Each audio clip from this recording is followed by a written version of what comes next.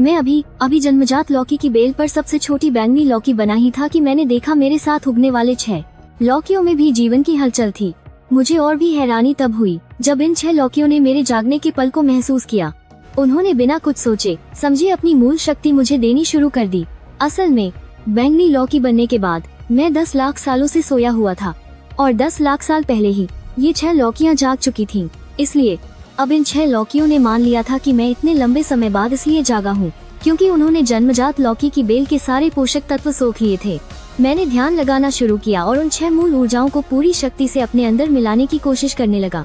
10 लाख साल बीत जाने के बाद एक दिन मैंने आखिरकार लाल लौकी से आने वाली मूल ऊर्जा को पूरी तरह से अपने अंदर समा लिया। इस मूल ऊर्जा से मुझे एक नियम की शक्ति का एहसास हुआ जिसे महसूस करके मैं हैरान रह गया। मैं तुरंत ही हैरान होकर वहीं जम गया। आपको पता होना चाहिए, शक्ति का नियम 3000 महामार्गों के नियमों में सर्वोच्च है और इस पूरी आदिम दुनिया में शक्ति के नियम को नियंत्रित करने वाला केवल एक ही अस्तित्व है और वो है स्वर्ग और पृथ्वी का निर्माण करने वाला विशाल देवता पांगु। कहीं ऐसा तो नहीं कि उस लाल लौकी के अंदर का जीव विशाल देवता पांगु है, पर यह तो बहुत ही अविश्वसनीय है। क्या विशाल देवता पांगु सृष्टि की महान विपत्ति में मारा नहीं गया था? मेरा दिल कांप उठा। कुछ पल झिझकने के बाद मैंने फिर भी लाल लौकी की ओर पुकारा, बड़े भाई, क्या तुम पांगु हो? पांगु? पांगु कौन है? लाल लौकी के अंदर से एक बहुत भारी और दमदार आवाज आई। इस लहजे को सुनकर मैं पूरी तरह से उलझन में पड़ गया। ऐसा नहीं लग रहा था कि वो झूठ बोल रहा है और अगले कई 10 लाख सालों में मैंने एक एक करके बची हुई 5 मूल ऊर्जाओं को पूरी तरह सोख लिया। दूसरे भाई की मूल ऊर्जा बहुत अजीब थी। उससे मैं अपनी मर्जी से समय की गति को नियंत्रित कर सकता था। मेरे चारों ओर समय का एक अजीब क्षेत्र भी बन गया था। लौकी के अंदर 1 साल की साधना बाहरी दुनिया की 100 साल की कठिन साधना के बराबर थी। इससे दूसरी मूल ऊर्जाओं को सोखने की मेरी रफ्तार भी बहुत बढ़ गई। तीसरे भाई की मूल ऊर्जा भी अजीब थी। उसने मुझे पिछले और इस जन्म के रहस्यों को समझने में मदद की। ताओ की तकनीकों और दिव्य शक्तियों के बारे में मेरी समझ भी एक नए स्तर पर पहुंच गई। चौथे भाई की मूल ऊर्जा ने मुझे जीवन चक्र के बारे में एक मौलिक समझ दी। कुछ ही 1000 सालों में मुझे लगा जैसे मैंने हजारों रूप ले लिए हैं। कभी मैं नदी और समुद्र में तैरने वाली मछली बन जाता, कभी बंजर जमीन पर दौड़ने वाला एक शानदार घोड़ा बन जाता और कभी 9 आकाशों में घूमने वाला एक दिव्य ड्रैगन। पांचवें भाई की मूल शक्ति सरल और शक्तिशाली थी। वो एक ऐसे अथाह ब्लैक होल की तरह थी जो दुनिया की हर चीज को बिना किसी सीमा के निगल सकती थी। छठी बहन की मूल शक्ति एक उथल पुथल वाली भट्टी की तरह थी जिसमें स्वर्ग और पृथ्वी के बीच का हर तत्व और हर गुण शामिल था। सब कुछ अस्त व्यस्त और पहचानना मुश्किल था। 6 भाई बहनों की मूल शक्तियाँ इतनी शक्तिशाली थीं, तो फिर मेरी क्या है? मुझमें आखिर ऐसी क्या खासियत है? मेरा मन शक से भर गया था। हम सब एक ही लौकी की बेल पर हैं। हम सबका मूल तो एक ही है। 6 जब मेरे सभी बड़े भाई बहन इतने असाधारण हैं, तो मैं भी उनसे कुछ कम तो नहीं हो सकता, है ना? अनगिनत सालों की खोज और कोशिशों के बाद आखिरकार मुझे अपनी खासियत का पता चल ही गया और वो है जन्म से ही मिला दिव्य भाग्य। सीधे शब्दों में कहूँ तो मेरी समझने की शक्ति असाधारण है। मैं कुछ भी बहुत आसानी से और जल्दी सीख लेता हूँ। मैं अच्छी तरह जानता हूँ कि इस आदिम दुनिया में एक अच्छी नींद कितनी जरूरी है। यह सोचकर मेरा दिल खुशी से भर गया। मेरे सभी भाई बहनों के पास अभ्यास करने के लिए अपनी तकनीकें हैं, तो क्यों न मैं अपने भाई बहनों की मूल शक्तियों को एक साथ मिला दूं। शायद मैं एक ऐसी बेजोड़ कला बना लूं जो आज तक न किसी ने देखी हो, न सुनी हो। जैसे ही मैंने यह सोचा, मैंने तुरंत उस तकनीक के तरीकों पर ध्यान लगाना शुरू कर दिया। इस तरह न जाने कितने और साल बीत गए और समय की लंबी धारा में तपकर मैंने सचमुच एक बिल्कुल नई तकनीक बना ली। इस तकनीक में मेरे 6 भाई बहनों की मूल शक्तियों का सार इकट्ठा था। मैंने इसका नाम होंगमेंग दाओ स्क्रॉल रखा। अपनी खुद की तकनीक मिल जाने के बाद मैं बैंगनी लौकी के अंदर शांति से अपना अभ्यास जारी रखने लगा। मेरे चारों ओर लिपटी वो बैंगनी ऊर्जा में स्वर्ग और पृथ्वी की बेहद रहस्यमयी शक्ति समाई हुई थी। वो मुझे अपनी ओर जबरदस्त तरीके से खींच रही थी। मुझे अंदर से महसूस हो रहा था कि यह बैंगनी ऊर्जा कोई मामूली चीज नहीं है। अब यह वही किस्से कहानियों वाली होंगमेंग बैंगनी ऊर्जा है या नहीं, यह मैं अभी पक्के तौर पर नहीं कह सकता था। वैसे भी मेरे 6 भाई बहन अभी तक अपने असली रूप में नहीं आए थे, इसलिए मुझे भी कोई जल्दी नहीं थी। तो मैंने भी मन शांत करके मूल ऊर्जा और बैंगनी ऊर्जा को सोखना शुरू कर दिया और पलक झपकते ही लाखों साल और बीत गए। एक दिन जब मैं अपने अभ्यास में मग्न था, अचानक मुझे एक जोरदार धमाके की आवाज सुनाई दी, जैसे आसमान फट गया हो और जमीन कांप उठी हो। मैं तुरंत चौंक कर जाग गया। मैंने देखा कि लाल लौकी जोर से फट गई और उसमें से एक बहुत ही विशाल और तगड़ा आदमी बाहर निकला, जिसकी मांसपेशियां गठीली और चेहरे पर दाढ़ी थी। बाकी 5 लौकियों में मौजूद सभी जीव खुशी से चिल्ला उठे, बधाई हो बड़े भैया, आप अपने असली रूप में आ गए। बधाई हो बड़े भैया, इस दुनिया में आपका स्वागत है। मैं भी जल्दी से उनके साथ चिल्लाया, बधाई हो बड़े भैया। दाढ़ी वाले आदमी ने जोर से हंसते हुए कहा, हाँ हाँ हाँ, तुम सब भी अच्छे से अभ्यास करो, एक दिन तुम भी अपनी लौकियों से बाहर आ पाओगे। उसने अपनी बाहें फैलाई और इस विशाल प्राचीन दुनिया को महसूस करने लगा। फिर अचानक उसने अपनी भौहें सिकोड़ी और कहा, यह दुनिया कितनी जानी पहचानी सी लग रही है। ऐसा क्यों लग रहा है जैसे मेरा इससे कोई खून का रिश्ता हो। लगता है जैसे यह मुझे अपनी ओर बुला रही है। यह सुनकर मेरा दिल कांप उठा। कहीं बड़े भैया सच में महान देवता पांडु तो नहीं, भले ही वो खुद पांडु न हो, उनका पांडु से कोई बहुत गहरा नाता जरूर है। या यूं कहूँ कि बड़े भैया पांडु के ही पुनर्जन्म हैं जिन्होंने अपनी पिछले जन्म की यादें खो दी हैं। इसके ठीक बाद उस विशाल आदमी ने लौकी की बेल के चारों ओर एक चक्कर लगाया और फिर वापस अपनी जगह पर आकर अभ्यास करने लगा।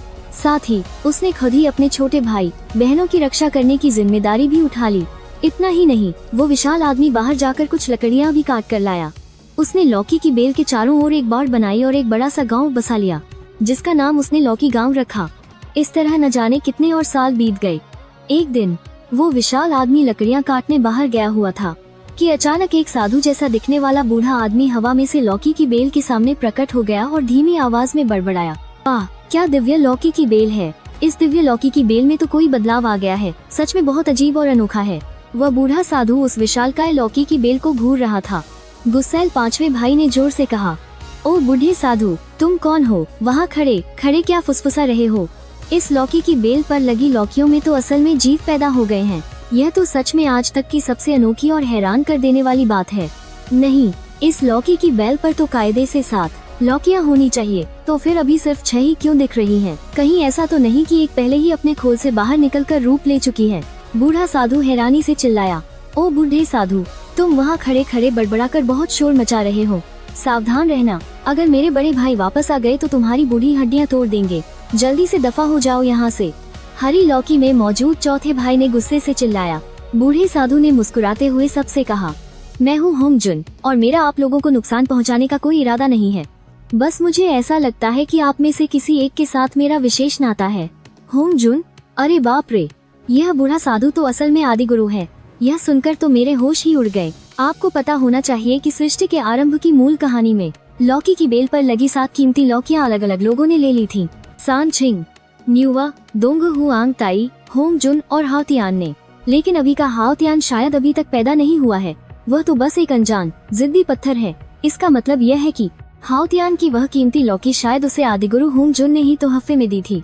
जब आदिगुरु ने कहा कि उनका एक कीमती लौकी से नाता है, तो शायद वह इसी रिश्ते की बात कर रहे थे। सत्यानाश, कहीं उसका नाता मुझसे तो नहीं है? मेरे दिल में अचानक एक बुरा ख्याल आया और तभी मैंने देखा कि आदिगुरु ने अपनी उंगली उठाकर उस बैंगनी लौकी की तरफ इशारा किया जिसमें मैं था। इस बैंगनी लौकी का मुझसे नाता है, मैं आज इसे अपने साथ ले जाऊंगा। ऐसा कहते हुए आदिगुरु आगे बढ़े और बैंगनी लौकी को तोड़ने की तैयारी करने लगे। धत तेरी की, तो यह सच में मेरे ही पीछे पड़ा है। मैं मन ही मन उसे लगातार कोस रहा था और साथ ही बहुत घबरा भी रहा था। ओ बुढ़े साधु, तुम क्या करना चाहते हो? अगर तुमने मेरे 7वें भाई को हाथ भी लगाया तो याद रखना, हम तुम्हारी खाल उधेड़ देंगे। ओ बुढ़े साधु, मेरे 7वें भाई को छूना भी मत। तुम्हें अपनी जान प्यारी नहीं है क्या? ओ बुढ़े साधु, क्या तुम जीने से ऊब गए हो? तुम्हारी हिम्मत कैसे हुई मेरे 7वें भाई पर नजर डालने की? जब मैं अपना रूप ले लूंगा तो तुम्हारी हड्डियों का चूरा चूरा कर दूंगा। बाकी की 5 लौकियों में मौजूद जीव भी बहुत गुस्से में थे और एक के बाद एक गुस्से में चिल्लाने लगे। पर अफसोस कि वे अभी तक अपना रूप नहीं ले पाए थे, इसलिए वे बस बेबसी से होंगजुन का हाथ धीरे धीरे मेरी तरफ बढ़ते हुए देखते रहे। ठीक उसी नाजुक पल में अचानक एक भारी और ठंडी सी हुंकार सुनाई दी। आदि गुरु का हवा में लटका हाथ अचानक रुक गया और उनका पूरा शरीर एक पल में अकड़ गया। ऐसा लग रहा था जैसे किसी प्राचीन दैत्य ने उसे अपना शिकार बना लिया हो। उसके पूरे शरीर से घबराहट झलक रही थी। बड़े भाई, आप आखिरकार वापस आ ही गए। यह बुढ़ा साधु 7वें भाई को ले जाना चाहता है। जल्दी से इस बुढ़े साधु को सबक सिखाइए। 5 लौकियों में मौजूद जीवों ने बूढ़े साधु के पीछे प्रकट हुए उस विशाल शरीर वाले व्यक्ति को देखा। वे सब मारे खदुशी के झूम उठे और जोर जोर से चिल्लाने लगे। आदिगुरु ने धीरे धीरे मुड़कर उस दाढ़ी वाले विशाल आदमी को देखा। उन्हें महसूस हुआ कि उस व्यक्ति के शरीर से एक ऐसी जबरदस्त और शक्तिशाली ऊर्जा निकल रही थी जिसका कोई मुकाबला नहीं था। ऐसा एहसास उन्हें सिर्फ एक ही व्यक्ति से हुआ था और वो व्यक्ति था पांगू। और दाऊ असल में 3 हार केओस डीमन गॉड्स में से एक का पुनर्जन्म थे। उस समय उन्होंने भी विशालकाय देवता पांगू को घेरने में हिस्सा लिया था। नतीजा ये हुआ कि विशालकाय देवता पांगू के एक ही कुल्हाड़ी के वार से उनका शरीर और आत्मा लगभग नष्ट हो गए थे। सिर्फ उनकी सच्ची आत्मा का एक अंश ही किस्मत से बचकर निकल पाया था। विशालकाय देवता पांगू की दुनिया बनाने के बाद ही वो इस प्राचीन दुनिया में प्रवेश कर पाए और पुनर्जन्म ले सके। धत तेरे की, इस आदमी से आने वाला ये दबाव इतना जाना पहचाना क्यों लग रहा है? कहीं ये पांगू तो नहीं? पर ये तो बिल्कुल नामुमकिन है। पांगू तो सा मर चुका है। वो दाढ़ी वाले विशालकाय आदमी को देख रहा था। दाऊ ने घबराहट में अपनी थूक निगली। उसने हाथ जोड़कर प्रणाम करते हुए कहा, हे ताओवादी मित्र, मेरा ऐसा कोई इरादा नहीं था। बस इस बार ये लौकी मेरे भाग्य में है। भाड़ में गया तुम्हारा भाग्य, दाढ़ी वाले विशालकाय आदमी ने गुस्से से चिल्लाकर कहा। इसके तुरंत बाद उसका शरीर और कुल्हाड़ी एक हो गए। एक विशाल कुल्हाड़ी आसमान में उठी और फिर दाऊगू की ओर नीचे आ गिरी। इस पल उस विशाल जंग लगी कुल्हाड़ी से अचानक हरों शानदार और रंगीन किरणें निकलने लगीं। ऐसा लग रहा था मानो इस प्राचीन दुनिया की पूरी ताकत उस एक कुल्हाड़ी में समा गई हो। अरे बाप रे, ये तो बहुत ज्यादा शक्तिशाली है। मैं पहली बार बबे भाई को लदते हुए देख रहा हूँ। मैं मारे उत्साह के फूला नहीं समा रहा था। दूसरी तरफ दाऊ को भी उम्मीद नहीं थी कि वो दाढ़ी वाला विशालकाय आदमी कहते ही हमला कर देगा। और तो और इस कुल्हाड़ी के वार की ताकत भी बहुत असाधारण थी। अगर ये कुल्हाड़ी सच में उन्हें लग जाती तो उनकी आत्मा और शरीर वहीं के वहीं नष्ट हो जाते। और इस कुल्हाड़ी की ऊर्जा भी उन्हें जानी पहचानी लग रही थी। इस एहसास ने उनके दिल में एक गहरी बेचैनी पैदा कर दी। दाऊ का चेहरा एकदम से बदल गया। ऐसा लगा जैसे उनकी आंखें बाहर निकल आएंगी। उसी समय उन्होंने जल्दी से अपने माथे पर हाथ मारा। उनके सिर के पीछे तुरंत एक सतरंगी शुभ बादल दिखाई दिया। उस शुभ बादल के अंदर धुंधले तौर पर एक प्राचीन दुनिया दिखाई दे रही थी। बाहर की तरफ कीमती हार, सुनहरे मोती, सुनहरे कमल और सुनहरे दियों जैसे खाने तैर रहे थे और चक्कर लगा रहे थे। जैसे छत के किनारे से पानी टपकता है, वैसे ही रहस्यमयी रोशनी की किरणें लगातार नीचे गिर रही थीं। रंगीन रोशनी चारों दिशाओं में फैल गई, जिसने दाऊ के पूरे शरीर को मजबूती से सुरक्षित कर लिया। मैं पहली बार इस प्राचीन दुनिया के सबसे शक्तिशाली योद्धाओं को जादू से लदते हुए देख रहा हूँ, और वो भी 2 बेजो महारथियों के बीच एक जबरदस्त मुकाबला। मैं अपनी आंखें फाड़कर सामने के नारे को घूर रहा था, इस डर से कि कहीं कोई भी छोटी सी बात छूट न जाए। जैसा कि उम्मीद थी, अगले ही पल विशाल कुल्हाड़ी की शानदार रंगीन रोशनी जहाँ से भी गुरी, वहाँ सब कुछ तबाह हो गया। सारी चीजें राख में बदल गईं। उस शुभ बादल पर ऐसा वार हुआ कि उसकी रहस्यमयी रोशनी बुरी तरह से कांपने लगी। कीमती हार, सुनहरे मोती, सुनहरे कमल और सुनहरे दियों जैसी यादातर दिव्य चीजें बिखर गईं। दाऊ का पूरा शरीर झटके से लगातार लखाकर पीछे हटने लगा। उनका चेहरा एकदम पीला पक गया। उनके गले में एक मीठा सा स्वाद आया और वो खुद को रोक नहीं पाए और उनके मुंह से एक घूंट कोला निकल पा। उन्होंने हैरानी से दाढ़ी वाले बबे भाई की तरफ देखा। बहुत भैया, इस बुए ताओवादी को मारकर चटपटा कर दो। बाकी की 5 लौकियां ये देखकर बहुत उत्साहित हो गईं और गोर से चिल्लाने लगीं। लेकिन मैं तो हैरान होकर बस देखता रह गया। मुझे तो अपनी आंखों पर यकीन ही नहीं हो रहा था। आखिर वो है कौन? वो तो इस प्राचीन दुनिया के निर्विवाद रूप से सबसे शक्तिशाली व्यक्ति है। अब बड़े भैया की एक कुल्हाड़ी से उसकी ऐसी हालत हो गई कि वो खून उगलने लगा। भले ही ताऊ पूर्वज ने अभी तक परम ज्ञान पाकर संत का दर्जा हासिल नहीं किया है, लेकिन इस पूरी प्राचीन दुनिया में एक ही वार में ताऊ पूर्वज को खून उगलने पर मजबूर कर देने वाला कोई शायद अभी तक पैदा भी नहीं हुआ है। राक्षस पूर्वज लुओहो जैसा शक्तिशाली भी ऐसा बिल्कुल नहीं कर सकता था। तो इसका मतलब कहीं बड़े भैया सच में विशालकाय देवता पांगू तो नहीं है। लेकिन मैंने जल्द ही इस अंदाजे को खारिज कर दिया। आखिरकार विशालकाय देवता पांगू की शक्ति तो अविश्वसनीय रूप से शक्तिशाली थी। उन्होंने अकेले ही 3 हर कैओस राक्षसों का सफाया कर दिया था और फिर अपनी ही शक्ति से स्वर्ग और पृथ्वी का निर्माण किया था। वो एक सर्वोच्च शक्ति थे। उनकी साधना का स्तर शायद महाताऊ क्षेत्र से बस आधा कदम दूर पहुंच चुका था और असली महाताऊ क्षेत्र से भी बस एक कदम ही दूर थे। लेकिन बड़े भैया इतने शक्तिशाली हैं और शक्ति के नियम को भी नियंत्रित करते हैं, तो क्या वो विशालकाय देवता पांगू की एक दिव्य आत्मा के पुनर्जन्म हो सकते हैं? मेरे मन में एक हिम्मत वाला ख्याल आया और मेरा उत्साहित छोटा सा दिल जोर जोर से धड़कने लगा। बंधु, मैं तुझ साधु सच में कोई बुरा इरादा नहीं रखता। कृपया फिर से हमला न करें, हम फिर मिलेंगे। ताऊ पूर्वज ने मुड़कर उस बैंगनी लौकी पर एक गहरी नजर डाली जिसमें मैं था।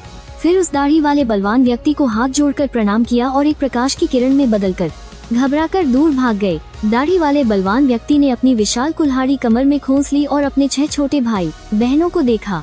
तुम सब ठीक तो हो ना? नारंगी लौकी जोर से चिल्लाया। बड़े भैया, हम ठीक हैं, लेकिन वो बूढ़ा साधु बहुत ही घिनौना है। वो तो 7वें भाई को तोड़कर ले जाना चाहता था। जब मैं अपना रूप धारण कर लूंगा तो मैं उस बूढ़े साधु को जरूर ढूंढूंगा और उसकी हन पिटाई करूंगा। मैं भी जाकर उस बूढ़े साधु का कुत्तों वाला सिर फोड़ दूंगा। पीली लौकी भी साथ में चिल्लाई और यह सुनकर मेरा तो सिर ही चकरा गया। वो तो ताओ पूर्वज होंग जुन है, तुम लोग उन्हें पीटने की बात इतनी आसानी से कर रहे हो। लेकिन फिर मैंने सोचा, ये मेरे भाई बहन तो सब एक से बढ़कर एक खतरनाक लगते हैं, क्या पता ये लोग सच में ताओ पूर्वज को हरा भी सकते हैं। मैं फिर से अपने बाकी भाई बहनों की असली पहचान के बारे में अंदाजा लगाने से खुद को रोक नहीं पाया और साथ ही ताओ पूर्वज के साथ हुई उस घटना से हम सब प्रेरित हो गए थे। हम सभी भाई बहन और भी ज्यादा मेहनत से साधना करने लगे। सब यही उम्मीद कर रहे थे कि जल्द से जल्द अपने कवच से बाहर निकलकर रूप धारण कर सके। एक दिन लौकी की बेल से दो जोरदार धमाकों की आवाजें आईं। देखा तो नारंगी लौकी और पीली लौकी बेल पर ही अचानक धमाके के साथ फट गईं। उसके तुरंत बाद नारंगी लौकी में से एक मोटे, ताजे और चौड़े शरीर वाला विशाल आदमी बाहर निकला और पीली लौकी में से सुनहरी रोशनी गायब हो गई। उसमें से एक गोरे चेहरे वाला सुंदर युवक बाहर निकला जिसमें किसी विद्वान जैसी झलक थी। दूसरे भाई, तीसरे भाई, रूप धारण करने के लिए बधाई हो। बड़े भैया के चेहरे पर बड़ी मुश्किल से एक मुस्कान आई। बधाई हो दूसरे भैया। तीसरे भैया ने भी अपना रूप धारण कर लिया है। बाकी लौकियों में मौजूद हम सबने भी एक एक करके बधाई दी। मैंने भी तुरंत बधाई देते हुए कहा, बधाई हो दूसरे भैया और तीसरे भैया, आप दोनों ने अपना रूप धारण कर लिया है। तुम सब भी जल्दी से साधना करो, खासकर तुम सातवें भाई, तुम्हारी मूल शक्ति सबसे कमजोर है, तुम्हें तो और भी ज्यादा मेहनत से साधना करनी चाहिए। दूसरे भैया ने हिदायत दी। मैं करूँगा। करोड़ों साल दिन रात साथ रहने के बाद मैं दिल की गहराइयों से इन भाई बहनों को अपना सगा परिवार मान चुका था। तीसरे भाई, तुम्हें वो घटिया बुआ साधु याद है? उसकी हिम्मत कैसे हुई हमारे सातवें भाई के बारे में सोचने की? अब जब हमने इंसानी रूप ले ही लिया है तो क्यों न जाकर उस बूढ़ साधु की धुलाई कर दी जाए और अपना सारा गुस्सा निकाल दिया जाए। क्या कहते हो? हट्टे कट्टे आदमी ने पे लिखे दिखने वाले आदमी की तरह देखकर कहा। बहुत बढ़िया, पे लिखे आदमी ने ताली बजाकर सहमति जताई। मैं उनकी बातें सुनकर पूरी तरह से उलझन में पक गया। मैंने जल्दी से कहा, दूसरे भैया, तीसरे भैया, इस बात को तो लाखों साल बीत चुके हैं, क्यों न हम इस बात को यहीं छोड़ दें? मत जाइए। क्यों न जाएं? सातवें भाई, कहीं तुम्हें ऐसा तो नहीं लगता कि हम उस घटिया बूढ़ी साधु को हरा नहीं पाएंगे? दूसरे भैया ने भौहें चढ़ाकर पूछा। वो दूसरे भैया, मेरा वो मतलब नहीं है। असल में मैं दिल ही दिल में यही सोच रहा था, लेकिन मुझे यह कहने में बहुत शर्म आ रही थी। तो फिर ठीक है, चिंता मत करो, हम बस अभी जाकर अभी आएंगे। हट्टा कट्टा आदमी दांत दिखाकर मुस्कुराया। उसने पे लिखे आदमी को खींचा और जाने के लिए मुहा, लेकिन कुछ ही कदम चलने के बाद हट्टा कट्टा आदमी रुक गया, पीछे मुहा और बोला, लेकिन जाने से पहले हमें पहले गांव के लिए कुछ सुरक्षा इंतजाम करने होंगे। यह कहते हुए हट्टे कट्टे आदमी ने अपना बाँ हाथ आगे बढ़ाया और शून्य में ओर से कुछ पका। एक सतरंगी विशाल नदी अचानक बहने लगी और हुलू गांव के चारों ओर एक चक्कर लगाया। उसने पूरे गांव को मजबूती से घेर लिया। बस बात यह थी कि शून्य से निकली यह नदी थोड़ी अजीब थी। यह साधारण नदी के पानी से नहीं बनी थी, बल्कि पानी जैसी अनगिनत रोशनी की धाराओं से मिलकर बनी थी। बस कुछ ही पलों में यह विशाल नदी एक साधारण नदी जैसी ही बन गई। उसमें कोई घाट नहीं था। अब जब दूसरे भैया ने अपना कमाल दिखा ही दिया है, तो मैं भी अपना छोटा सा कमाल दिखाता हूँ। प लिखा आदमी जोर से भरकर सीधा हवा में उड़ गया। उसके सिर के पीछे के लंबे काले बाल बेतहाशा लहरा रहे थे। उसने अपने दोनों हाथों को तेजी से शून्य में घुमाया और अचानक एक और विशाल नदी प्रकट हो गई। उसने हुलू गांव के चारों ओर एक चक्कर लगाया, जिससे एक बहुत बड़ा गोलाकार सुरक्षा कवच बन गया। अजीब बात यह थी कि पे लिखे आदमी द्वारा बुलाई गई यह नदी भी पानी से नहीं बनी थी, बल्कि यह कई रंग बिरंगी तस्वीरों से बनी थी। लेकिन जल्द ही यह नदी भी एक साधारण नदी से बिल्कुल अलग नहीं लग रही थी। यह सब करने के बाद हट्टा कट्टा आदमी और पाप लिखा आदमी एक दूसरे को देखकर वो जोर से हंसे और साथ में शून्य में कदम रख दिया। मैं गांव की रक्षा कर रही उन दो विशाल नदियों को देखता रहा। दूसरे भैया और तीसरे भैया की ये दोनों नदियां बहुत ही रहस्यमयी थीं। जब मैं इंसानी रूप ले लूंगा तो मैं इन दोनों नदियों के अंदर जाकर इनकी अच्छे से खोज जरूर करूंगा। इसके बाद मैं लगन से अपनी साधना करता रहा। दिन ऐसे ही एक एक करके बीतते गए। हट्टे कट्टे आदमी और पे लिखे आदमी को बाहर गए हुए कई लाख साल हो चुके थे। वे अभी भी वापस नहीं आए थे। मुझे धीरे धीरे उनकी चिंता होने लगी, लेकिन मेरे दूसरे भाई बहन बिल्कुल भी चिंतित नहीं थे। ऐसा लग रहा था कि उन्हें हट्टे कट्टे आदमी और पे लिखे आदमी पर पूरा भरोसा था। एक दिन शून्य अचानक पानी की लहरों की तरह हिलने लगा। हट्टा कट्टा आदमी और विद्वान शून्य से बाहर निकले। उस हट्टे कट्टे आदमी के हाथ में एक बर जैसा सफेद छोटा जानवर भी था। भाइयों, हम वापस आ गए। क्या तुम लोगों को हमारी याद आई? हट्टे कट्टे आदमी और विद्वान को सुरक्षित वापस आते देख मेरे दिल को आखिरकार तसल्ली मिली। दूसरे भाई, तुम लोग आखिर वापस आ ही गए। सातवें भाई, हम इस बार बाहर गए और बड़ी मुश्किल से उस गुरु होंग्युन को ढूंढ पाए।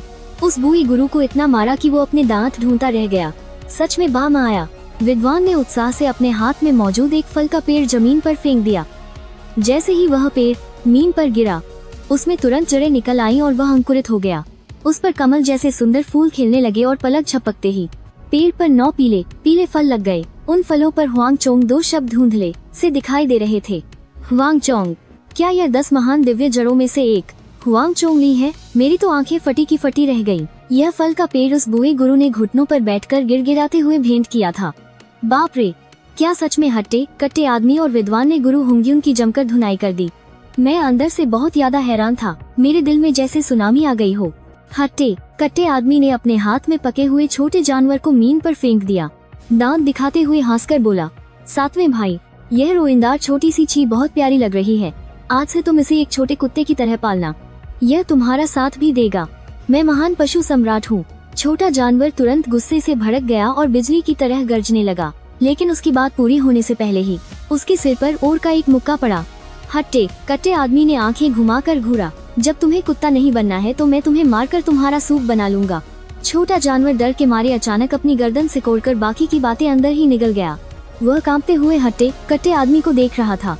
आहिर है कि पहले भी हट्टे कट्टे आदमी ने उसकी अच्छी आसी बर ली थी।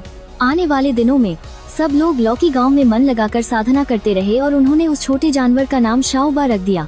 शाओबा दिन भर लौकी गांव से भागने के तरीके सोचता रहता था, लेकिन वह गांव के चारों ओर बहने वाली 2 बड़ी नदियों से बहुत डरता था। वह उनमें एक कदम भी रखने की हिम्मत नहीं करता था। एक बार तो वह नदी में गिरकर लगभग डूब ही गया था। शुक्र है कि मैंने समय पर हट्टे कट्टे आदमी को बुला लिया, जिसने उसे नदी से बाहर निकाला। उस दिन के बाद से शाओबा ने फिर कभी भागने के बारे में सोचने की हिम्मत नहीं की और आम दिनों में उन 2 नदियों से दूर ही रहता था। वह चुपचाप गांव में ही रहने लगा। जल्द ही लाखों साल पलक झपकते ही बीत गए। उस दिन गांव के बाहर अचानक एक रोशनी की धारा आई। रोशनी के हटने के बाद एक आकृति दिखाई दी। यह व्यक्ति कोई और नहीं बल्कि गुरु होंग्युन थे। ऐसा लग रहा था कि होंग्युन भी गांव के बाहर की 2 बड़ी नदियों से थोड़ा डर रहे थे। उन्होंने दूर से ही हाथ जोड़कर कहा, आप सभी साथियों, होंग्युन खास तौर पर आपसे मिलने आया है। अरे वाह, यह होंग्युन तो बायुद्धी है। फिर से पिटने के लिए दरवाजे पर आ गया। हट्टा कट्टा आदमी बैठे ऊब रहा था। आवाज सुनते ही वह तुरंत उत्साह से बाहर भागा। चूँकि दूरी बहुत ज्यादा थी, ऊपर से 2 अजीब बड़ी नदियां रास्ते में थीं, इसलिए मुझे सुनाई नहीं दे रहा था कि वे क्या बातें कर रहे हैं। मुझे बस धुंधला सा दिख रहा था कि एक तगड़ा आदमी कसाई वाले 2 चाकू लिए वहाँ हल्ला मचा रहा था। वहीं ताओ पूर्वज के चेहरे पर सहमा हुआ भाव था। आखिर में ताओ पूर्वज लाचार होकर मुड़े और उड़कर चले गए। तब जाकर वो बलवान आदमी लौटा। विद्वान ने पूछा, दूसरे भाई, वो खूस्टब बुढ़ा साधु फिर से क्या करने आया था? वो खूस्टब बुढ़ा साधु चाहता था कि मैं उसके साथ जाकर किसी जूशियान स्वॉर्ड फॉर्मेशन को तोड़ने में मदद करूं। मेरे पास इस झंझट के लिए फालतू समय नहीं है। जिसे जाना है जाए। जूशियान स्वॉर्ड फॉर्मेशन। लगता है लॉन्गहान महाविपत्ति का आखिरी चरण आ गया है। मैं धीरे से बुदबुदाया। अचानक मेरी आंखों में चमक आ गई। मैं झट से चिल्लाया, दूसरे भाई, तीसरे भाई, मुझे लगता है कि तुम दोनों को उसकी बात मान लेनी चाहिए। यह सुनकर बलवान आदमी और विद्वान दोनों चौंक गए। सातवें भाई, तुम्हारे कहने का क्या मतलब है?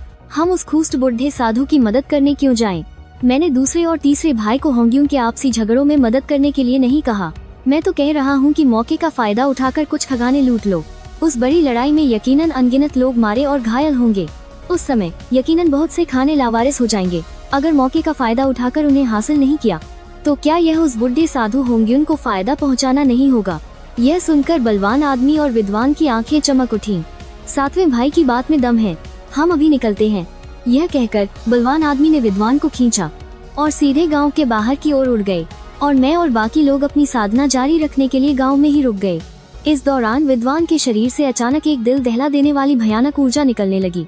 मैं जानता था यह विद्वान का सफलतापूर्वक सिद्ध होकर संत बनना था। पता नहीं और कितने साल बीत गए।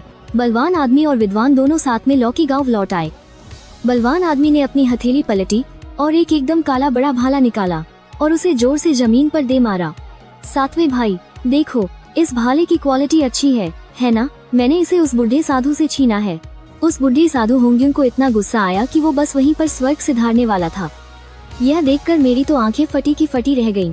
यह तो स्वर्गीय डाओ का भयंकर सर्वोच्च खगाना शीशेन भाला है। यह सुनकर मैंने अपनी भौहें चढ़ाई। मैंने मन में सोचा, यह देव भाला है। यह 36 पंखुड़ियों वाले आदिम हरे कमल के तने से बना है। धरती और आकाश की शक्तियों से तपाकर बनाया गया एक बेजोड़ हथियार है। और आदिम हरा कमल कभी विशालकाय देवता पांगु का साथी खगाना हुआ करता था। बड़े भाई को यह जाना पहचाना लगेगा। कहीं ऐसा तो नहीं कि बड़े भाई सच में विशालकाय देवता पांगु के पुनर्जन्म है। इसके बाद बलवान आदमी ने अपने कपड़ों में से एक काला कमल निकाला और उसे यूं ही जमीन पर फेंक दिया। और यह छोटा काला कमल, यह 12 पंखुड़ियों वाला विनाशकारी काला कमल है। मैंने एक ही नजर में उस काले कमल की असलियत पहचान ली। मैं खुशी से फूला नहीं समा रहा था। मेरे हाथ भी कुछ लगा है। विद्वान ने अपनी लंबी आस्तीन लहराई और जमीन पर तुरंत एक छोटी कड़ाही और एक पुराना आईना आ गया। यह कियानकुन पूर्वज की कियानकुन कड़ाही है और वो आईना यिन यांग पूर्वज का यिन यांग जादुई आईना है। मैं एक बार फिर से खुश हो गया। लगता है इस बार बलवान आदमी और विद्वान को बाहर जाकर बहुत कुछ मिला है। यह सोचकर होंग्युन तो गुस्से से पागल ही हो जाएगा। नहीं, यह आईना जब छोटा छठा अपना रूप ले लेगा तब उसे यह तोहफे में दे दूंगा। श्रृंगार करने के लिए इस छोटी सी कड़ाही का इस्तेमाल करते हैं और पानी उबालकर पीने के लिए। यह सुनकर तो मेरे मुंह से खून की उल्टी होने ही वाली थी। यह तो दिव्य वस्तुओं का घोर अपमान है। वह आईना यिन यांग दिव्य दर्पण है जो एक सर्वोच्च प्राचीन दिव्य रत्न है और उसे श्रृंगार के लिए इस्तेमाल किया जा रहा है। और वो कियानकुन कड़ाही भी, भले ही वह भी एक सर्वोच्च प्राचीन दिव्य रत्न है, लेकिन उसके पास सृष्टि के नियमों के विरुद्ध जाकर किसी भी चीज को उसके मूल स्वरूप में लौटाने की अविश्वसनीय शक्ति है। यह शक्ति तो आदिम सर्वोच्च खाने से भी कम नहीं है। अगर यह बात प्राचीन दुनिया के देवी देवताओं और राक्षसों को पता चल जाए तो वे सब गुस्से से वहीं खून की उल्टियां करने लगेंगे। उस हट्टे कट्टे आदमी ने हौंसते हुए कहा, सातवें भाई, तुम एक लड़के हो, तुम्हारे पास आत्मरक्षा के लिए तलवार जैसा कोई हथियार होना चाहिए। यह एक दिव्य भाला है और यह दुनिया का नाश करने वाला काला कमल एक हमला करने के लिए और एक बचाव के लिए एकदम सही है। यह तुम्हारे लिए बहुत अच्छा रहेगा, इसलिए यह मैं तुम्हें देता हूँ। मैंने मुस्कुराते हुए कहा, शुक्रिया दूसरे भाई। आने वाले दिनों में सभी लोग हुलू गांव में शांति से अपनी साधना करते रहे। एक दिन अचानक उस हट्टे कट्टे आदमी और विद्वान के शरीर से दो दिल दहला देने वाली भयानक ऊर्जा की लहरें निकली। उनकी ऊर्जा इतनी शक्तिशाली थी कि वह आसमान को चीरती हुई 9वें स्वर्ग तक पहुंच गई। गांव के बाहर की 2 बड़ी नदियां पल भर में उफान पर आ गईं। वे अनगिनत गुना चौड़ी हो गईं और एक विशाल महासागर की तरह दिखने लगी जो दूर दूर तक फैला था और जिसका कोई अंत नहीं दिख रहा था। मैं जानता था कि यह उस हट्टे कट्टे आदमी और विद्वान का काम है।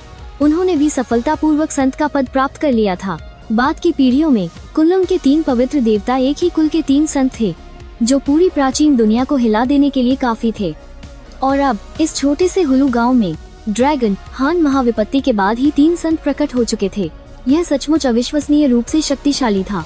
यह सोचकर मैंने जल्द से जल्द अपना रूप धारण करने की उम्मीद में बैंगनी लौकी के अंदर की बैंगनी ऊर्जा को पागलों की तरह सोखना शुरू कर दिया।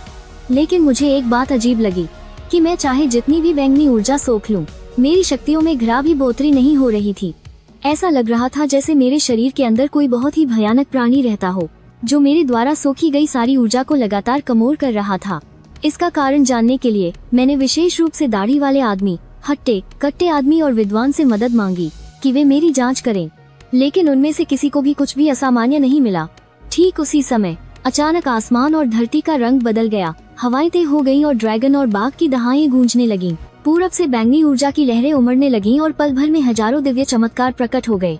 यह होंग्युन है जो संत बनने वाला है। मैं हैरान होकर चिल्ला पड़ा। जैसा मैंने सोचा था बिल्कुल वैसा ही हुआ। अगले ही पल एक बहुत ही विशाल आवाज पूरी प्राचीन दुनिया में गूंज उठी, मैं होंग्युन हूँ। आज मैंने परम ज्ञान प्राप्त कर लिया है और सर्वोच्च पद हासिल कर लिया है। दुनिया के सभी जीवों पर दया करते हुए, जिनकी साधना बहुत कठिन है और जिनके पास ज्ञान का कोई मार्ग नहीं है। इसलिए मैं विशेष रूप से आज से 30,000 साल बाद अराजकता के बीच स्थित ईशियाओ महल में एक उपदेश दूंगा। जिनका भी भाग्य होगा वे सभी आ सकते हैं। यह सुनकर उस हट्टे कट्टे आदमी ने मुंह बनाया और धीरे से बड़बड़ाया, यह बस एक परम संत ही तो है ना? इतना बड़ा तमाशा खड़ा कर रहा है जैसे कि कोई और संत है ही नहीं। ठीक उसी समय हुलू गांव के बाहर बैंगनी ऊर्जा उमड़ने लगी। हारों एकड़ में फैला एक शुभ बादल दूर से धीरे धीरे तैरता हुआ आया। उस शुभ बादल के ऊपर आदिगुरु होंग्युन गर्व से खड़े थे। हुलू गांव के दोस्तों, कुछ पुराने हिसाब किताब हैं जिन्हें अब हमें भी अच्छी तरह से निपटाना होगा। अरे देखो तो, यह कमीना बुढ़ा साधु, हम तो इससे पंगा लेने नहीं गए थे, पर वो तो खुद ही पंगा लेने आ गया। जेंज मौत को दावत दे रहा है। वो हट्टा कट्टा आदमी गुस्से से आग बबूला हो गया। उसने 2 बड़े बड़े चाकू उठाए और गुस्से में बाहर निकल पड़ा। विद्वान ने भी अपनी साथ वाली बांस की छड़ी उठाई और उसके पीछे पीछे चल पड़ा। और उसके तुरंत बाद मैंने देखा कि उस हट्टे कट्टे आदमी और विद्वान ने ताऊ गुरु को सीधे उनके शोक बादल से पकड़कर नीचे खींच लिया। उन्हें जमीन पर गिराकर लात घूंसों से पीटना शुरू कर दिया। बेचारे ताऊ गुरु को तो पलटकर वार करने का जरा सा भी मौका नहीं मिला। आखिर में मैंने देखा कि ताऊ गुरु अपने हाथ में 24 हल्के नीले रंग के मोती लिए हुए थे और एक दिव्य तलवार थी जिससे बैंगनी रंग की रोशनी निकल रही थी, और वो लगातार घुटनों पर बैठकर रहम की भीख मांग रहे थे। हट्टे कट्टे आदमी और विद्वान ने उनसे मोती और दिव्य तलवार ले ली और तब जाकर उन्होंने ताऊ गुरु की जान बख्शी। ताऊ गुरु ने राहत की सांस ली और वो हड़बड़ी में गिरते पड़ते दूर भाग गए, और वो हट्टा कट्टा आदमी और विद्वान शान से जीतकर वापस लौटे। हाँ, मजा आ गया, सच में बहुत मजा आया। फिर उस हट्टे कट्टे आदमी ने लापरवाही से उन 24 मोतियों को पास की बड़ी नदी में फेंक दिया। विद्वान ने वो दिव्य तलवार उठाकर कुछ बार हवा में घुमाई। उसे लगा कि वो उसके हाथ में ठीक से बैठ नहीं रही है, तो उसने भी उसे गांव के बाहर वाली बड़ी नदी में फेंक दिया। अरे, यह तो कीमती चीजों की सरासर बर्बादी है। वो 24 मोती शायद समुद्र को शांत करने वाले 24 दिव्य मोती थे। और रही बात उस दिव्य तलवार की, वो शायद होंग जुन का सबसे कीमती खजाना ज़जिशियाओ तलवार थी। यह देखकर मेरा दिल दुख से भर गया और मैं बेचैन हो गया। लेकिन फिर मैंने सोचा तो मेरी बेचैनी थोड़ी कम हो गई। गांव के बाहर की वो 2 बड़ी नदियां बहुत अजीब हैं। कोई भी आम इंसान उनमें घुस ही नहीं सकता। समुद्र को शांत करने वाले दिव्य मोती और ज़जिशियाओ तलवार वहां फेंके जाने से काफी सुरक्षित हैं। जब मैं अपना असली रूप ले लूंगा तब मैं जाकर उन्हें बाहर निकाल लूंगा। बस यही है कि आखिर मैं कब अपना रूप धारण कर पाऊंगा, यह तो मैं खुद भी नहीं जानता। दूसरे भाई, जब तुम लोगों के पास कुछ करने को न हो तो उसके ज़जिशियाओ महल में एक चक्कर लगा आया करो और वहाँ से कुछ और खजाने ले आना, कैसा रहेगा? यह सुनकर उस हट्टे कट्टे आदमी की आंखें चमक उठी। इसके बाद के दिनों में उस हट्टे कट्टे आदमी और विद्वान ने खाने, सोने और होंग जुन को पीटने वाली आराम की जिंदगी जीनी शुरू कर दी। हर बार जब वो बाहर से लौटते तो अपने साथ 1-2 अनमोल खजाने लेकर आते और फिर वो होंग जुन से छीने हुए इन सभी खजानों को फेंक देते गांव के बाहर की उन 2 बड़ी नदियों में। ऐसे ही दिन बीतते गए और फिर देखते ही देखते कई 100 साल और बीत गए। एक दिन मैंने देखा कि विशालकाय प्राचीन लौकी की बेल का मुख्य हिस्सा अचानक जोर से हिलने लगा। क्या कोई भाई या बहन अपना रूप धारण करने वाले हैं? मैंने मन ही मन ईर्ष्या से कहा। मेरे इतना कहते ही मैंने देखा कि बची हुई हरी लौकी, आसमानी लौकी और नीली लौकी एक साथ लौकी की बेल से टूटकर जमीन पर गिर गईं और जमीन पर 3 बहुत बड़े और गहरे गड्ढे बन गए। उसके तुरंत बाद मैंने 3 कान फाड़ देने वाली जोरदार आवाजें सुनी। हरी, आसमानी और नीली रोशनी की एक चमक दिखाई दी। उसमें से 3 परछाइयां निकली।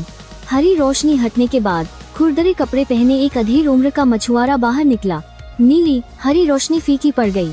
उसमें से हरे कपड़े पहने एक हंसमुख सा दिखने वाला मोटा आदमी बाहर निकला। नीली रोशनी चमकी। उसमें से हल्की नीली लंबी ड्रेस पहने एक खूबसूरत महिला बाहर निकली। चौथे भैया, 5वें भैया और छठी दीदी सबने जन्म ले लिया था। अब सिर्फ मैं ही बचा हूँ। आखिर मैं कब अपना रूप लेकर जन्म लूंगा? उस दिन के बाद से लौकी गांव में मछुआरे चौथे भैया, बावर्ची 5वें भैया और शैतान छठी दीदी भी आ गए थे। लौकी गांव में धीरे धीरे रौनक बढ़ने लगी। चौथे भैया मछुआरे एक शांत स्वभाव के इंसान थे। वो आम तौर पर चुपचाप रहते थे और ज्यादा बात करना पसंद नहीं करते थे। उन्हें सबसे ज्यादा बाहर जाकर कुछ भूत प्रेतों को पकड़ना पसंद था और फिर उन भूत प्रेतों को एक चमकते हुए 6 रंगों की रोशनी वाले एक अजीब से घेरे में फेंक देते थे। अजीब बात यह थी कि जब वो भूत प्रेत उस घेरे से बाहर निकलते थे तो वे जिंदा जानवरों में बदल जाते थे। उस दिन से गांव मवेशियों और भेड़ों के झुंडों से भर गया और वहाँ खूब रौनक हो गई। 5वें भैया बावर्ची खाने के बहुत शौकीन थे। उनके खाना बनाने का हुनर तो और भी कमाल का था। वो अक्सर रसोई में तरह तरह के स्वादिष्ट पकवान बनाते थे। छठी दीदी जो कि एक शैतान थी, गांव की अकेली महिला थी, लेकिन उन्हें हर मामले में दखल देना बहुत पसंद था। पर उनकी देख रेख में पूरा लौकी गांव एकदम व्यवस्थित रहता था। दिन एक एक करके बीतते गए। पलक झपकते ही कई लाख साल और बीत गए। एक दिन गांव के बाहर 3 लोग आए। इन 3 लोगों में एक बूढ़ा, एक अधेड़ और एक जवान था। वे महान देवता पांगू की आदिम आत्मा से बने सांछिंग थे। सांछिंग उन 2 बड़ी नदियों के किनारे आए और उन्हें कुछ अजीब सा महसूस हुआ। वे नदी किनारे खड़े होकर फुसफुसाते हुए सोचने लगे। अचानक युआनशी तियानजुन ने उन 2 बड़ी नदियों के अंदर लॉकी गांव को देख लिया। वो जोर से चिल्लाए बिना नहीं रह सका, अंदर कोई है? हम पानगु के वंशज सांचिंग हैं। हम यहाँ से गुजर रहे थे। अंदर जो भी दोस्त हैं, कृपया बाहर आकर मिलें। यह सुनकर वो तगड़ा आदमी बड़बड़ाते हुए बोला, कितना शोर मचा रहे हैं। अगर ये लोग हमारे बाद की पीढ़ी के नहीं होते तो मैं सच में बाहर जाकर एक ही कुल्हाड़ी में इनके 2 टुकड़े कर देता। दाढ़ी वाले आदमी ने नदी के उस पार उन तीनों को देखकर त्योरियां चढ़ाते हुए कहा, ऐसा लगता है कि इन 3 लोगों का मुझसे कोई रिश्ता है। इन्हें देखकर कुछ जाना पहचाना सा लग रहा है, लेकिन मुझे ये तीनों पसंद भी नहीं हैं। ये लोग बहुत घमंडी हैं। शैतान छठी दीदी घर से भागते हुए बाहर आई और गुस्से में बोली, हाँ, बिल्कुल सही। ये तीनों बदमाश देखने में ही अच्छे लोग नहीं लग रहे। बावर्ची 5वें भैया भी रसोई से भागते हुए बाहर आए। दिमाग खराब कर दिया, ये तीनों बदमाश बाहर क्या बड़बड़ा रहे हैं। इनके शोर की वजह से मेरा खाना बनाने का भी मन नहीं कर रहा है। मछुआरे चौथे भैया अभी भी चुपचाप थे। उन्होंने बस चुपचाप एक कागज की नाव निकाली और नदी के किनारे की ओर चल दिए। यह देखकर बावर्ची 5वें भैया और शैतान छठी दीदी भी तुरंत दौड़कर उनके पीछे हो लिए। जल्द ही ऐसा लगा कि दोनों गुटों की बातचीत बिगड़ गई। उन दोनों के बीच तो बड़ी लड़ाई शुरू हो गई। पहले तो मुझे थोड़ी चिंता हुई। मुझे डर था कि चौथे भैया, 5वें भैया और छठी दीदी को कोई नुकसान न पहुँचे।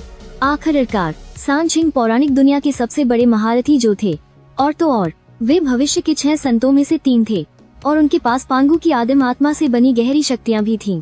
इनकी ताकत को बिल्कुल भी कम नहीं आंका जा सकता। लेकिन जब मैंने दोनों पक्षों को लड़ते हुए देखा तब मुझे एहसास हुआ कि मेरी चिंताएं पूरी तरह से बेकार थीं।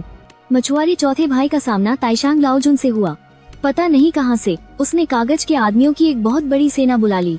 वो कागज के आदमी कागज के घोड़ों पर सवार होकर हाथों में कागज की बंदूकें और तलवारें लिए बिना मौत के डर के ताइशांग लाओजुन की ओर दौड़ पड़े। उन्होंने ताइशांग लाओजुन की ऐसी हालत कर दी कि उसके हाथ पैर फूल गए। उसमें जवाबी हमला करने की जरा भी ताकत नहीं बची थी। दूसरी तरफ रसोइये 5वें भाई का सामना युआनशी तियानजुन से हुआ। युआनशी तियानजुन हथियार बनाने में माहिर है। उसने लड़ते ही अनगिनत दिव्य खजाने फेंकना शुरू कर दिया। उनकी ताकत बहुत भयानक थी, लेकिन रसोइया 5वां भाई किसी भी चीज से पीछे नहीं हटा। उसने सीधे अपना बड़ा सा मुंह खोला और युआनशी तियानजुन के फेंके हुए दिव्य खजानों को एक एक करके पूरी तरह से अपने पेट में निगल लिया। युआनशी तियानजुन यह देखकर हैरान रह गया। कुछ देर के लिए तो वह सुन्न ही पड़ गया और इस अचानक हुए हमले के लिए वो तैयार नहीं था। रसोइये 5वें भाई ने एक लोहे का चम्मच उठाकर जोर से उसके सिर पर दे मारा। दर्द से युआनशी तियानजुन का मुंह बन गया और वो अजीब तरह से चीखने चिल्लाने लगा। दूसरी तरफ राक्षसी छठी बहन का सामना तोंगशियान जियाओजू से हुआ। शुरू में जब तोंगशियान जियाओजू ने देखा कि उसका सामना एक महिला से है तो उसे जोरदार हमला करने में थोड़ी झिझक हुई। हमला करते समय वह हर बार थोड़ी नरमी बरत रहा था, लेकिन जल्द ही उसे एहसास हुआ कि वह गलत था और उसकी गलती बहुत बड़ी थी। उसके सामने जो नाजुक सी दिखने वाली खूबसूरत महिला थी वो असल में एक पक्की लड़ाका थी। 9 रंगी दिव्य शक्तियाँ। वो हर तरह के जादू टोने बड़ी आसानी से कर लेती थी। भयानक केओस तलवार केओस की सच्ची आग के साथ मिलकर गरजती हुई आ रही थी। उसने तोंगशियान जियाओजू की ऐसी पिटाई की कि वो बुरी तरह घबराकर सिर पकड़कर भागने लगा। इस लॉकी गांव के लोग वाकई सबके सब अजूबे हैं, लेकिन आखिर वो तीनों आदिम दुनिया के सबसे बड़े महारथी हैं। भले ही वे फिलहाल चौथे भाई, 5वें भाई और छठी बहन से दबे हुए थे, लेकिन चौथे भाई, 5वें भाई और छठी बहन के लिए उन्हें पूरी तरह से हराना इतनी जल्दी आसान काम नहीं था। खासकर ताइशांग लाओजुन, जिसके पास स्वर्ग और पृथ्वी का दिव्य पैगोडा जैसा रक्षा का परम खजाना था, वो तो अजेय स्थिति में था। इन तीनों को हराना वाकई कोई आसान काम नहीं था। तभी मेरी नजर जमीन पर सुस्त पड़े जियाओ बा पर पड़ी। मेरी आंखें चमक उठी। जल्दी कुत्ते को छोड़ो। जियाओ बा के कान हिले। ऐसा लगा जैसे वो मेरी बात समझ गया हो। वो तगड़ा आदमी दौड़ कर गया और जियाओ बा के पिछले हिस्से पर एक लात मारी। तब जियाओ बा को समझ आया कि जब मैंने कुत्ते को छोड़ो कहा तो मैं असल में उसी को छोड़ने की बात कर रहा था। अरे यार, सच में मुझे कुत्ता समझ लिया। मैं एक महान बीस्ट टेम्परर हूँ। दूसरों को पता नहीं चलना चाहिए कि मैं बीस्ट टेम्परर हूँ, वरना बहुत बेइज्जती होगी। जियाओ बा धीरे धीरे बड़बड़ाया। वो उठकर गांव के बाहर की ओर भागा, लेकिन जब वो 2 बड़ी नदियों के किनारे पहुंचा तो जियाओ बा अचानक तेजी से रुक गया। सेकंड मास्टर, मैं बाहर नहीं जा सकता। इसके तुरंत बाद वो तगड़ा आदमी दौड़कर उसके पास गया और जोर से जियाओ बा के पिछले हिस्से पर एक लात मारी और उसे सीधा गांव के बाहर फेंक दिया। जियाओ बा ने उत्साह से आसमान की ओर जोर से दहाड़ लगाई। जियाओ बा प्राचीन काल का रहस्यमयी बीस्ट टेम्परर जो है। प्राचीन काल में उसका रुतबा एक छत्र सम्राट जैसा था। यहाँ तक कि ड्रैगन, फीनिक्स और केहम के तीनों कुलों के लोग भी उसे देखकर कोसों दूर भाग जाते थे। उसकी ये गुस्से भरी दहाड़ पूरे आकाश और धरती में गूंज उठी, जिससे घमासान युद्ध कर रहे तीनों देवता बुरी तरह कांप गए। अरे बाप रे, कितना बड़ा कुत्ता है, युआनशी तियानजुन के मुंह से अचानक निकल गया। न जाने कैसे मुंह से एक बात निकली, जिसे सुनते ही शियोबा गुस्से से भड़क उठा। वह जोर से दहाड़ा और तीनों देवों की ओर लपका। वे तीनों अचानक हुए इस हमले से चौंक गए, खासकर युआनशी तियानजुन। उसे शाओबा ने सीधे जमीन पर गिरा दिया और अपने बड़े मुंह से उसके पैर पर जोर से काट लिया। युआनशी तियानजुन दर्द से बुरी तरह चीख उठा। उसने जल्दी से भूमिगत होने का मंत्र पढ़ा और बदहवास हालत में दूर भाग गया। यह देखकर ताइशांग लाओजुन और तोंगतियान जियाओजू दोनों डर के मारे कांप गए और उनका दिल दहल गया। मछुआरे चौथे और राक्षसी छठी बहन ने मौके का फायदा उठाकर उन पर हमला कर दिया। वे लगातार पीछे हटते गए, न जाने कितने हजारों मील दूर जा गिरे। दोनों को अपनी बुरी हालत की कोई परवाह नहीं थी और वे भी घबराहट में एक मंत्र पढ़कर वहां से भाग निकले। राक्षसी छठी बहन कमर पर हाथ रखे नदी के किनारे खड़ी थी और उत्साह से जोर जोर से हंसने लगी। शाओबा ने दूर जाते तीनों देवताओं पर एक नजर डाली और वहां से दुम दबाकर भागना चाहता था। ठीक उसी समय हुलू गांव से अचानक एक काली लोहे की जंजीर निकली और सीधे शाओबा के गले में फंस गई और शाओबा को सीधे वापस खींच लिया। समय बीतता गया और चुपचाप कई हजार साल गुजर गए। एक दिन दो और लोग हुलू गांव के पास से गुजरे। ये दोनों एक पुरुष और एक महिला थे। दोनों का रूप आधे इंसान और आधे सांप का था। ऐसा लगा जैसे दोनों ने दो बड़ी नदियों में कुछ अजीब देखा हो। वे रुककर देखने लगे, लेकिन वे दोनों युआनशी तियानजुन की तरह असभ्य नहीं थे। शायद वे जानते थे कि गांव में कोई बहुत शक्तिशाली व्यक्ति रहता है। उन्होंने सम्मान दिखाने के लिए गांव की दिशा में हाथ जोड़े। आधे इंसान और आधे सांप का रूप, कहीं ये फूशी और नोवा तो नहीं। जैसे ही शाओबा ने गांव के बाहर दो और लोगों को आते देखा, उसके दोनों रोएंदार कान तुरंत खड़े हो गए। उसने उत्साह से पूछा, कुत्ते को छोड़ना है क्या? कुत्ते को छोड़ना ही उसके लिए गांव से बाहर निकलकर मौज मस्ती करने का एकमात्र मौका था। इतने सालों में उसने बड़ी मुश्किल से दो लोगों को आते देखा था। जाहिर है वह बहुत ज्यादा उत्साहित था। क्या बकवास है, कैसा कुत्ता छोड़ना? तुमने देखा नहीं कि वे लोग गांव की तरफ झुककर प्रणाम कर रहे हैं? मैंने नाराजगी से कहा। गांव के बाहर नूवा और फूशी ने कुछ देर तक देखा और फिर गांव की दिशा में हाथ जोड़े। फिर वे मुड़कर चले गए। हुलू गांव में एक बार फिर पहले जैसी शांति छा गई। फिर हजारों साल पलक झपकते ही गुजर गए। एक दिन गांव के बाहर एक और लड़की आई। वह लड़की दो बड़ी नदियों के किनारे रुक गई और काफी देर तक चुपचाप देखती रही। इस इंसान ने तो गांव की तरफ झुककर प्रणाम नहीं किया। कुत्ते को छोड़ना है क्या? शाओबा ने जैसे ही बाहर किसी और को देखा, वह फिर से उत्साहित हो गया। काहे का छोड़ना? उस भीमकाय आदमी ने फिर उसे एक लात जमा दी। शाओबा दर्द के मारे कीं करने लगा। वह दाढ़ी वाला भीमकाय आदमी पास आया। गांव के बाहर खड़ी लड़की को देखकर उसने अपनी भौहें सिकोड़ ली और कहा, इस लड़की को देखकर मुझे बहुत अपनापन और जाना पहचाना सा महसूस हो रहा है। यह सुनकर मैंने अपनी भौहें सिकोड़ ली। भाई साहब को लगा कि यह लड़की जानी पहचानी है, कहीं यह वू वंश की तो नहीं। इस महिला के शरीर से धरती की तरह महान और पालन पोषण करने वाली आभा निकल रही है, कहीं यह महारानी हो तो नहीं। मुझे भी यह लड़की काफी अच्छी लग रही है, उस तगड़े आदमी ने मुस्कुराते हुए कहा। मैंने कहा, जब सबको यह लड़की पसंद आ ही गई है और हमारे सातवें भाई की कोई बीवी भी नहीं है, तो क्यों न इस लड़की को गांव में ले आएं और अपने सातवें भाई की बीवी बना दें। वह हमारे लिए खेलने को ढेर सारे भतीजियां पैदा करेगी। कैसा रहेगा? बहुत बढ़िया। उस तगड़े आदमी की आंखें तुरंत चमक उठीं। बढ़िया तुम्हारा सिर, मैंने तो अभी अपना रूप भी नहीं बदला है। मेरे भाइयों, छठी बहन, मैंने सच में अभी तक अपना रूप नहीं बदला है। मैं दुख में चिल्लाए बिना नहीं रह सका। तुम बच्चे क्या जानो, बीवी लानी है तो जल्दी हाथ पैर मारने पड़ते हैं। देर करोगे तो सारी अच्छी लड़कियां दूसरे ले जाएंगे, उस तगड़े आदमी ने कहा। यह कहते हुए सबने बड़े भाई की तरफ देखा। वे उसके फैसले का इंतजार कर रहे थे। बड़े भाई ने कहा, यह लड़की वाकई बहुत अच्छी है, मुझे यह बहुत पसंद आई। छोटे सातवें के लिए बीवी बनाकर लाना बिल्कुल सही रहेगा। गांव के लोगों ने जैसे ही यह सुना, वे खुशी से झूम उठे और एक एक करके गांव के बाहर की ओर दौड़ पड़े। दूसरी तरफ महारानी हो तो हुलू गांव के बाहर पहुंची। अचानक उनकी नजर दो बड़ी नदियों पर पड़ी। उन दो नदियों के बीच उन्होंने कुछ बहुत ही अजीब नजारे देखे। जैसे ही वह मुड़कर जाने की तैयारी कर रही थी, तभी नदी के उस पार गांव से अचानक अजीबोगरीब लोगों का झुंड बाहर निकल आया। आप सब दोस्तों, आप लोग क्या करना चाहते हैं? महारानी हो तो चौंक गयी। छोटी बच्ची, तुम बहुत सुंदर हो, हमारे साथ चलो और हमारे सातवें भाई की बीवी बन जाओ। हमारे सातवें भाई ने अभी अपना असली रूप नहीं पाया है, लेकिन भविष्य में वह जरूर एक महान हीरो बनेगा। तुम्हारे साथ कभी कुछ बुरा नहीं होने देगा। अरे बाप रे, ये कैसे लोग हैं? आते ही चाहते हैं कि मैं इनके सातवें भाई की बीवी बन जाऊं। महारानी होतू को समझ नहीं आया कि हंसे या रोए। फिर वह गुस्से से भड़क उठी। तुम सब बदमाश गुंडे कहीं के, कौन बनेगी तुम्हारे सातवें भाई की बीवी? अरे वाह, सातवें भाई की बीवी तो काफी गुस्सैल है, मुझे पसंद आया। हाँ हाँ हाँ हाँ हाँ यार, हमारे सातवें भाई की बीवी का तो अपना ही एक अंदाज है। हुलू गांव के लोग जोर जोर से हौंसने लगे, जिसके बाद महारानी होतू और भी ज्यादा भड़क गयी। उन्होंने जोर से दहाड़ लगाई और अपना आधा इंसान, आधा सांप और 6 भुजाओं वाला असली दैवीय रूप दिखाया और उन अजीब लोगों की तरफ तेजी से बढ़ी। लेकिन जल्द ही उन्हें पता चला कि वे अजीब लोग एक एक करके बहुत ही ज्यादा ताकतवर थे। यहाँ तक कि वह नाजुक दिखने वाली लड़की भी इतनी ताकतवर थी कि वह उसका मुकाबला नहीं कर सकती थी। ज्यादा देर नहीं लगी और हुलू गांव के लोगों ने महारानी होतू को कसकर बांध दिया और जबरदस्ती गांव की ओर घसीट कर ले जाने लगे।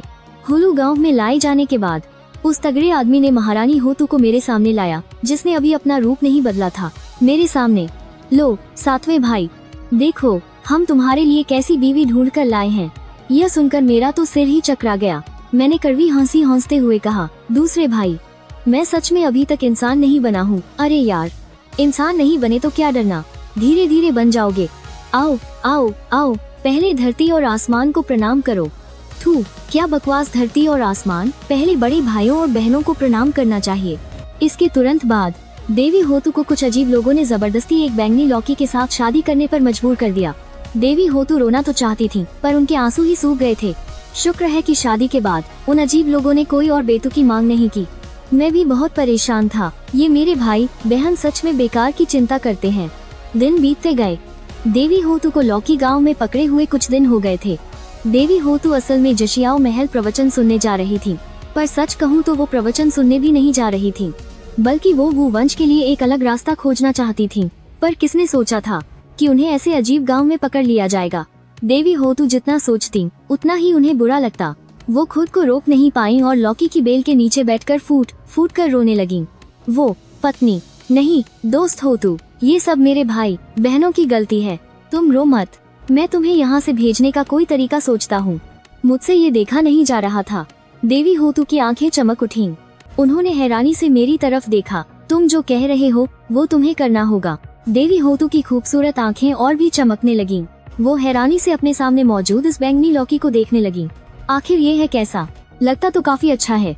गांव के उन अजीब लोगों की तरह बदतमीज तो नहीं है। अगर इंसान बनने के बाद ये बुरा नहीं दिखता तो इससे शादी करना इतना भी बुरा नहीं होगा।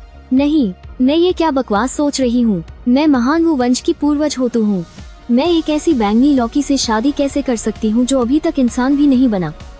मैंने अपने बड़े भाइयों की तरफ देखा और कहा, भाइयों देखिए, रस्में भी हो गई और शादी भी हो गई। क्यों न हम मेरी इस खूबसूरत पत्नी को जाने दें, उसे और भी जरूरी काम है। ये नहीं हो सकता, अगर उसे जाने दिया तो वो वापस नहीं आई तो। भाइयों, मेरी पत्नी को सच में कुछ काम है, आप लोग उसे जाने दीजिए। बड़े भाई होंग आगे आए और बोले, सातवें भाई की पत्नी को जाने दो। पता नहीं सातवें भाई को इंसान बनने में कितना वक्त लगेगा। सातवें भाई की पत्नी को हमारे गाँव में कैद रखने से वो एक न एक दिन पागल हो जाएगी। बड़े भाई होंग ने अपनी बात कह दी थी। हालांकि बाकी लोग राजी नहीं थे, पर किसी ने भी उनकी बात काटने की हिम्मत नहीं की। इसके बाद विद्वान ने देवी होतू को गांव से बाहर छोड़ दिया। देवी होतू के जाने के बाद लौकी गांव में पहले की तरह शांति छा गई। एक दिन पांचवे भाई, जो बावर्ची थे, को अचानक एक ख्याल आया। हम दिन भर गाँव में पड़े बोर होते रहते हैं, क्यों न हम जशियाओ महल जाकर उस बूढ़े होंगजुन का प्रवचन सुने, कैसा रहेगा? बहुत बढ़िया। चौथे भाई, जो मछुआरे थे, कम ही बोलते थे, पर उन्होंने 2 शब्द कहे। छठी बहन, जो एक पिशाचनी थी, उत्साह से दौड़ती हुई आई, मुझे भी जाना है। बावर्ची यानी पांचवे भाई ने पूछा, बड़े भाई आप लोग भी चलेंगे? नहीं, उस बूढ़े होंगजुन को तो हमने इतना मारा था कि वो अपने दांत ढूंढ रहा था। उसका प्रवचन हमारे किसी काम का नहीं है। तुम लोगों को जाना है तो खुद जाओ, रौबदार आदमी ने कहा और बावर्ची पांचवें भाई ने हाँ में जवाब दिया। फिर उसने मछुआरे चौथे भाई और राक्षसी छठी बहन को साथ चलने के लिए बुलाया और वे लौकी गांव से निकल गए। वे अराजकता के बीच मौजूद जशियाओ महल की ओर उड़ चले। पलक झपकते ही कई हजार साल और बीत गए। एक दिन मछुआरा चौथा भाई, बावर्ची पांचवा भाई और राक्षसी छठी बहन तीनों वापस आए। वे लौकी गांव पहुँचे। बावर्ची पांचवा भाई अपना गोल मटोल पेट लिए बड़बड़ाते हुए बोला, बकवास, सब बकवास है। होंगजुन, वो बुढ़ा साधु क्या बकवास कर रहा था? उसका उपदेश तो बिल्कुल ही घटिया और बेमतलब था। अगर मुझे पता होता तो मैं जाता ही नहीं। मेरा इतना सारा समय बेकार में बर्बाद हो गया। राक्षसी छठी बहन कमर पर हाथ रखे एक तरफ खड़ी थी। वो भी गालियां देते हुए बोली, इंसान इस दुनिया में पैदा हुआ है तो उसे सिर उठाकर जीना चाहिए, कभी न झुकने वाला और हमेशा ज्ञान की खोज करने वाला होना चाहिए। उसे अपने दिल की सुननी चाहिए और अपनी ताकत से हर नियम को तोड़ देना चाहिए। लेकिन वो बुढ़ा साधु, वो तो ऊपर वाले के नियमों का गुलाम बनने को तैयार है। ठीक उसी समय गांव के बाहर से अचानक एक आदमी उड़कर आया। उसने गांव की दिशा में हाथ जोड़कर कहा, क्या तीनों साधु मित्र मौजूद हैं? डोंग हुआ डोंग वांग गोंग मिलने आया है। यह यहाँ क्या करने आया है? मैंने बहुत शक के साथ कहा, यह आदमी हमारे लौकी गांव में क्या करने आया है? बावर्ची पांचवा भाई भी शक से बोला।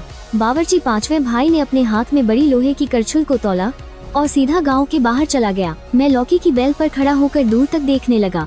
मैंने देखा कि बावर्ची पांचवें भाई और डोंग वांग गोंग के बीच कुछ ही बातें हुई और फिर दोनों के बीच जबरदस्त लड़ाई शुरू हो गई। जैसे ही छोटे आठ ने यह नजारा देखा, उसके कान खड़े हो गए और वो उत्साहित होकर चिल्लाया, कुत्ते को छोड़ो। मछुआरे चौथे भाई ने तुरंत छोटे आठ को ले लिया और तेजी से 2 बड़ी नदियां पार कर गया। छोटे आठ ने तुरंत जोर से दहाड़ लगाई और डोंग वांग गोंग पर झपट पड़ा। डोंग वांग गोंग चौंक गया और जल्दी से मुड़कर भागने लगा। डोंग वांग गोंग कुछ ही कदम भागा होगा कि छोटे आठ ने उसे सीधे जमीन पर गिरा दिया। जमीन पर गिरते ही उसने पागलों की तरह उसे काटना नोचना शुरू कर दिया। इसके तुरंत बाद डोंग वांग गोंग की दिल दहला देने वाली चीख निकली और उसने जल्दी से खून से बचने की तकनीक का इस्तेमाल किया। अपनी असली शक्ति को दांव पर लगाकर वो खून की एक रोशनी में बदला और घबराकर भाग गया। कुछ देर बाद मछुआरा चौथा भाई और बावर्ची पांचवा भाई छोटे आठ को लेकर गांव वापस आ गए। चौथे भाई, पांचवें भाई, वो डोंग वांग गोंग हमारे लौकी गांव में क्या करने आया था? राक्षसी छठी बहन ने पूछा। वो डोंग वांग गोंग तो बिल्कुल ही अजीब मूर्ख है। कह रहा था कि वो कोई जज्जीफू बनाना चाहता है और हमें उसमें शामिल होने के लिए बुला रहा था। और कह रहा था कि हमारा पद सिर्फ उसके नीचे होगा, लेकिन हजारों लोगों से ऊपर। थू, वो अपनी औकात तो देख ले पहले, क्या वो इस लायक है? मैं यह सुनकर कड़वाहट से मुस्कुराए बिना नहीं रह सका। यह डोंग वांग गोंग सच में एक घमंडी पागल है। तभी तो आखिर में उसका ऐसा अंत हुआ कि वो मर गया और उसका अस्तित्व ही मिट गया। डोंग वांग गोंग को भगाने के बाद लौकी गांव में फिर से शांति छा गई। एक दिन मैं मन लगाकर साधना कर रहा था, तभी मैंने अचानक अपनी आंखें खोली और गांव के बाहर की ओर देखा। बाकी सबने भी एक एक करके गांव के बाहर देखा तो गांव के बाहर काले बादल घूम रहे थे और राक्षसी ऊर्जा आसमान छू रही थी। उन घने काले बादलों के बीच एक एक करके विशालकाय राक्षस देवता खड़े थे। उनके कवच चमक रहे थे और उनकी मौजूदगी बहुत डरावनी थी। यह तो एक विशाल और शक्तिशाली सेना थी। सबसे आगे जो 2 लोग थे, उनके शरीर से बहुत ही भयानक और झुलसा देने वाली गर्मी निकल रही थी।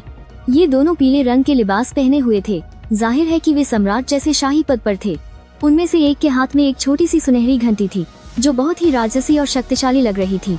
उस छोटी घंटी को देखकर मुझे कुछ जाना पहचाना सा लगा। उस विशालकाय आदमी ने त्योरियां चढ़ाकर कहा, यह तो बहुत आसान है बड़े भाई, मैं जाकर उसे तुम्हारे लिए छीन लाता हूँ। वो हट्टा कट्टा आदमी दांत दिखाकर हौसा। वो उस छोटी घंटी को छीनने के लिए बाहर जाने ही वाला था कि लाल दाढ़ी वाले आदमी ने त्योरियां चढ़ाई और कहा, कोई जरूरत नहीं है। असुरकुल की इस विशाल सेना को देखकर मैंने मन ही मन सोचा, सामने वाले वो 2 लोग शायद दीजुन और ताई ही हैं। ये लोग क्या करने जा रहे हैं? कहीं ये जिफू पर हमला करने तो नहीं जा रहे? यह सोचते ही मेरी आंखों में चमक आ गई। सभी भाइयों, लगता है इस बार असुरकुल जिफू के पूर्वी राजाधिराज पर हमला करने जा रहा है। इस बार तो लगता है उनका खेल खत्म होने वाला है। हमारे अमीर बनने का मौका आ गया है। उस हट्टे कट्टे आदमी ने यह बात सुनी, उसकी आंखों में तुरंत चमक आ गई। सातवें भाई, तुम्हें फिर से क्या बढ़िया तरकीब सूझी है? जल्दी बताओ, हम भी सुने। इस बार असुरकुल की पूरी सेना जिफू पर हमला करने के लिए निकली है। बुझो पर्वत के बाहर असुरकुल का स्वर्ग महल जरूर खाली होगा। सभी भाई असुरकुल के लोगों का भेष बना सकते हैं और जाकर असुरकुल का सारा खजाना लूट सकते हैं। उसी समय हम कुछ भाइयों और बहनों को जिफू भी भेज सकते हैं। असुरकुल के जिफू पर हमले से मची उथल पुथल का फायदा उठाकर तुम लोग दूसरों का भेष बना लेना और जिफू का खजाना भी लूट कर ले आना। क्या तरकीब है, वाकई में बहुत बढ़िया तरकीब है। यह तो एक तीर से 2 निशाने लगाने वाली शानदार योजना है। विद्वान ने ताली बजाकर तारीफ की। तभी हट्टा कट्टा आदमी भी जोर जोर से हंसने लगा।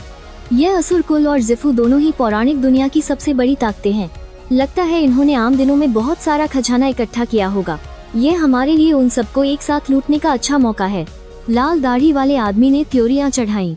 तुम लोग बाहर जाकर कम मुसीबतें खड़ी करना, वरना हमारे हुलू गांव में शांति नहीं रहेगी। बड़े भाई, आप चिंता मत करो, हम निश्चित रूप से किसी को कान खबर हुए बिना असुर कुल का खजाना और जिफू का खजाना वापस ले आएंगे।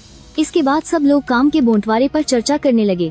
हट्टा कट्टा आदमी मछुआरे चौथे भाई को लेकर असुर कुल की स्वर्ग महल गया, जिसकी जिम्मेदारी असुरों का खजाना चुराने की थी। वहीं विद्वान रसोइये पांचवें भाई को लेकर जिफू गया, उसकी जिम्मेदारी जिफू का खजाना चुराने की थी। जहाँ तक बड़े भाई की बात है, उसे हमेशा से ही शोर शराबा पसंद नहीं था, इसलिए वह गांव में ही रहकर लकड़ी काटता रहा। राक्षसी छठी बहन को भी मार काट वाली बातें पसंद नहीं थीं, इसलिए वह भी उनके साथ नहीं गई। हट्टा कट्टा आदमी और मछुआरा चौथा भाई असुरकुल के स्वर्ग महल के बाहर पहुँचे। दोनों ने थोड़ी देर चर्चा की और तुरंत अपना रूप बदलकर दीजुन और ताई जैसे दिखने लगे और बड़े रौब से दक्षिणी स्वर्ग द्वार के अंदर चले गए। दोनों ने यूं ही असुरकुल के एक छोटे सिपाही को पकड़ा और उसे असुरों के खजाने के बाहर तक ले जाने को कहा। दोनों के असुर खजाने के अंदर घुसने के बाद उन्होंने सीधे अपनी विशाल दैवीय शक्ति का इस्तेमाल किया और पूरे असुर खजाने को खाली कर दिया। उन दोनों के स्वर्ग महल से जाने के बाद असुर कुल के लोगों को एहसास हुआ कि कुछ गड़बड़ है। खजाने के अंदर जाकर देखा तो उनके होश उड़ गए। दूसरी तरफ विद्वान और रसोइया पांचवा भाई जफ्फू की दिशा में उड़कर गए। जब वे जफ्फू पहुंचने ही वाले थे तो दोनों ने अजीब कपड़े पहने हुए दो लोगों को देखा। एक लंबा और पतला था और दूसरा नाटा और मोटा। ये दो लोग कोई और नहीं बल्कि पश्चिम के दो संत थे। जिये येन और झूमती दोनों जद फू के बाहर छिपे हुए थे। कुछ देर देखने के बाद उन्होंने जिये येन और झूमती का रूप धारण कर लिया। फिर वे शान से जयफू में घुस गए।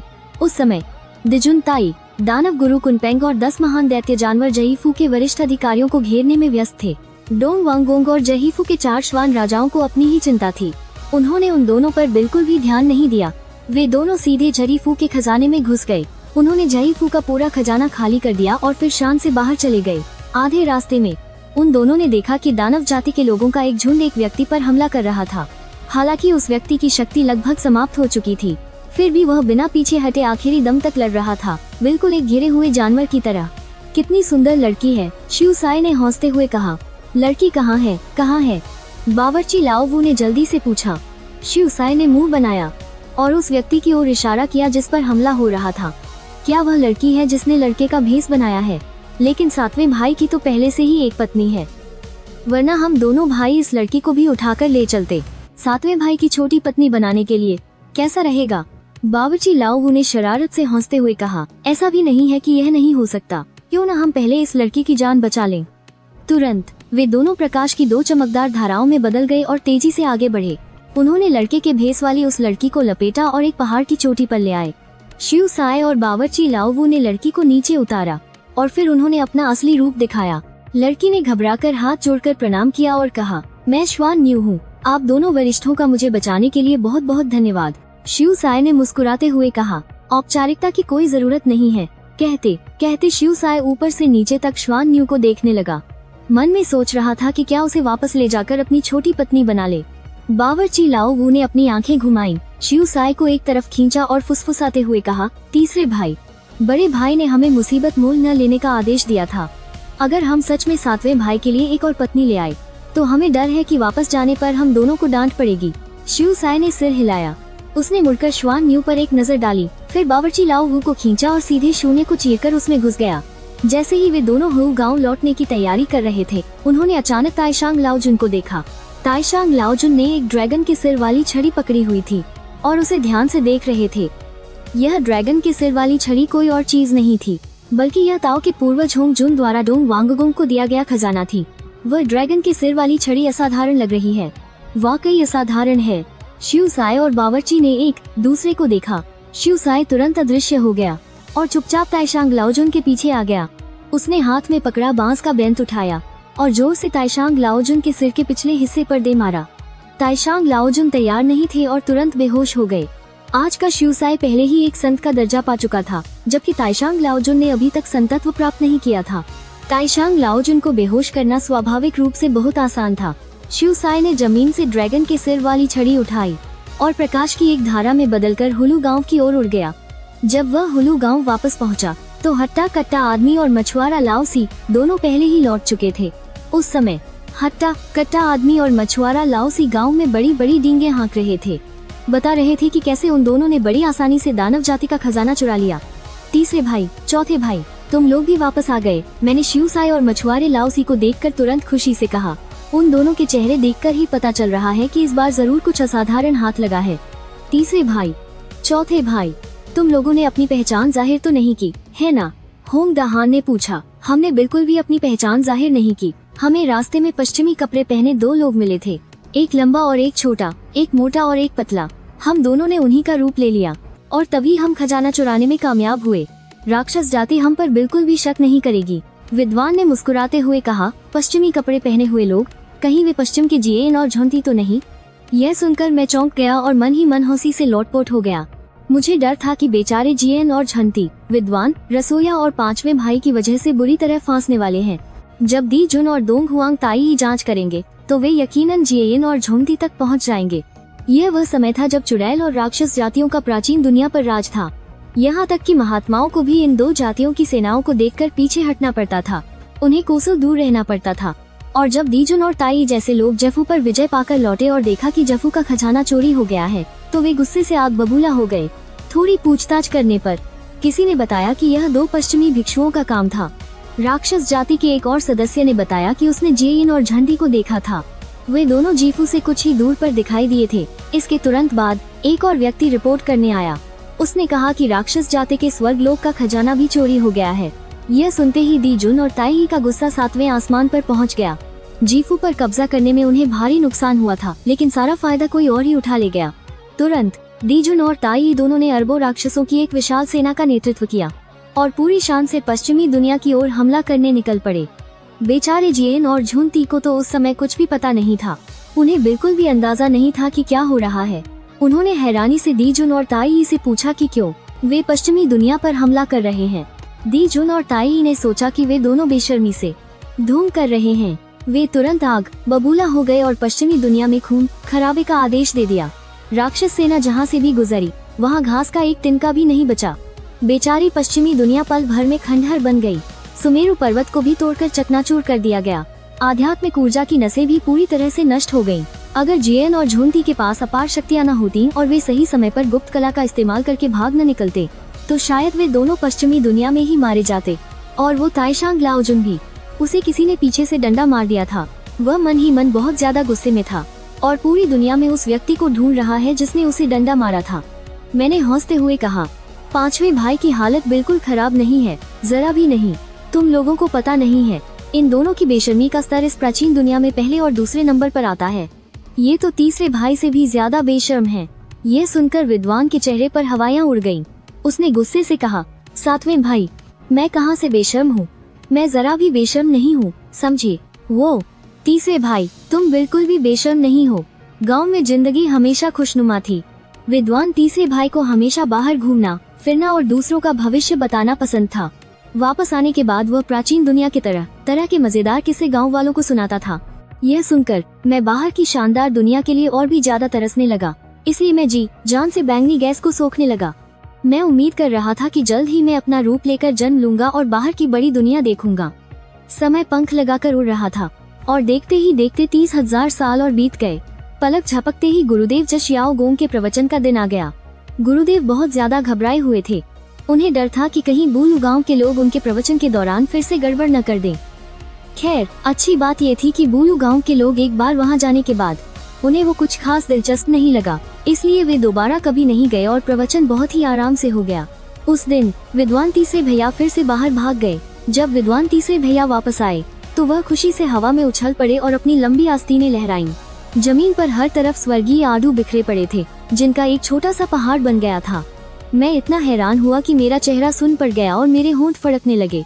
मैंने रूखी हंसी के साथ कहा, तीसरे भैया, लगता है आप पश्चिमी कुनलुन गए थे। 7वें भाई, तुम्हें कैसे पता चला? विद्वान तीसरे भैया ने उत्साह से नाचते हुए कहा, पश्चिमी कुनलुन की महारानी माँ एक स्वर्गीय आड़ू भोज करने वाली थी, तो मैं वहाँ चला गया और उनके सारे स्वर्गीय आड़ू उठाकर ले आया। अब देखते हैं कि वे लोग ये स्वर्गीय आड़ू भोज कैसे करते हैं। यह सुनकर मैं अवाक रह गया और मैंने रूखी हंसी के साथ कहा, तीसरे भैया, ऐसा करके आप उन्हें मुसीबत में डाल देंगे। विद्वान तीसरे भैया चौंक गए, फिर मुंह बनाकर बोले, 7वें भाई, क्या यह इतना गंभीर मामला है? मैंने तो बस उनके कुछ स्वर्गीय आड़ू ही तो लिए हैं, इससे उन्हें क्या नुकसान होगा? मैंने रूखी हंसी हंसते हुए कहा, तीसरे भैया, आप एक बात नहीं जानते, इस बार महारानी माँ यह स्वर्गीय आड़ू भोज इसलिए कर रही हैं ताकि वह प्राचीन देवी देवताओं और राक्षसों को अपनी तरफ कर सके और राक्षस कुल को पश्चिमी कुंलन पर हमला करने से रोक सके।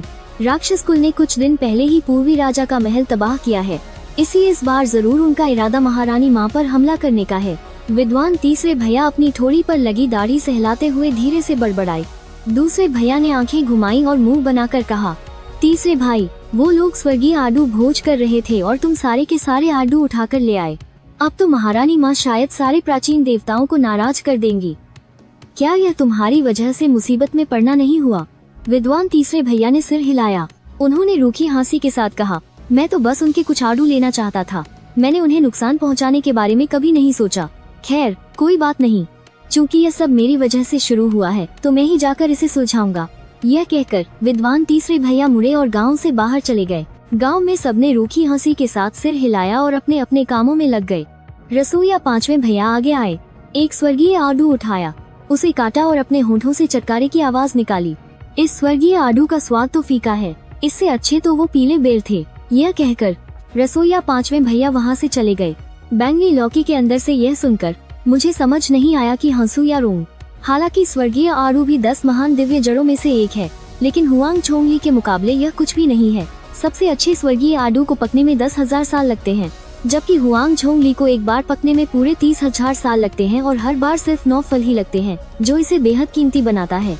वह प्राचीन दुनिया के सभी फलों का राजा है। जाहिर है कि स्वर्गीय आडू उसका मुकाबला नहीं कर सकता। लेकिन अगर रसोईया पांचवें भैया की यह बात प्राचीन देवी देवताओं और राक्षसों ने सुन ली तो पता नहीं कितने लोग गुस्से से भड़क उठेंगे। स्वर्गीय आडू 10 महान दिव्य जड़ों में से एक, स्वर्ग और पृथ्वी की एक दिव्य वस्तु है। दूसरों को तो मांगने पर भी एक नहीं मिलता, और ये है कि उन्हें इसका स्वाद ही पसंद नहीं आ रहा। दूसरी तरफ सब कुछ ठीक वैसा ही हुआ जैसा मैंने सोचा था। महारानी माँ ने लाखों सालों से जमा किए हुए स्वर्गीय आडू निकालकर स्वर्गीय आडू भोज का आयोजन किया। यह भोज प्राचीन देवी देवताओं और राक्षसों को अपनी ओर खींचने के लिए था, ताकि राक्षस कुल कोई भी जल्दबाजी में कदम उठाने की हिम्मत न कर सके। लेकिन आखिर में जब वक्त आया, वो अमरता के आडू रहस्यमयी ढंग से गायब हो गए। आडू भोज एक खाली भोज बन गया।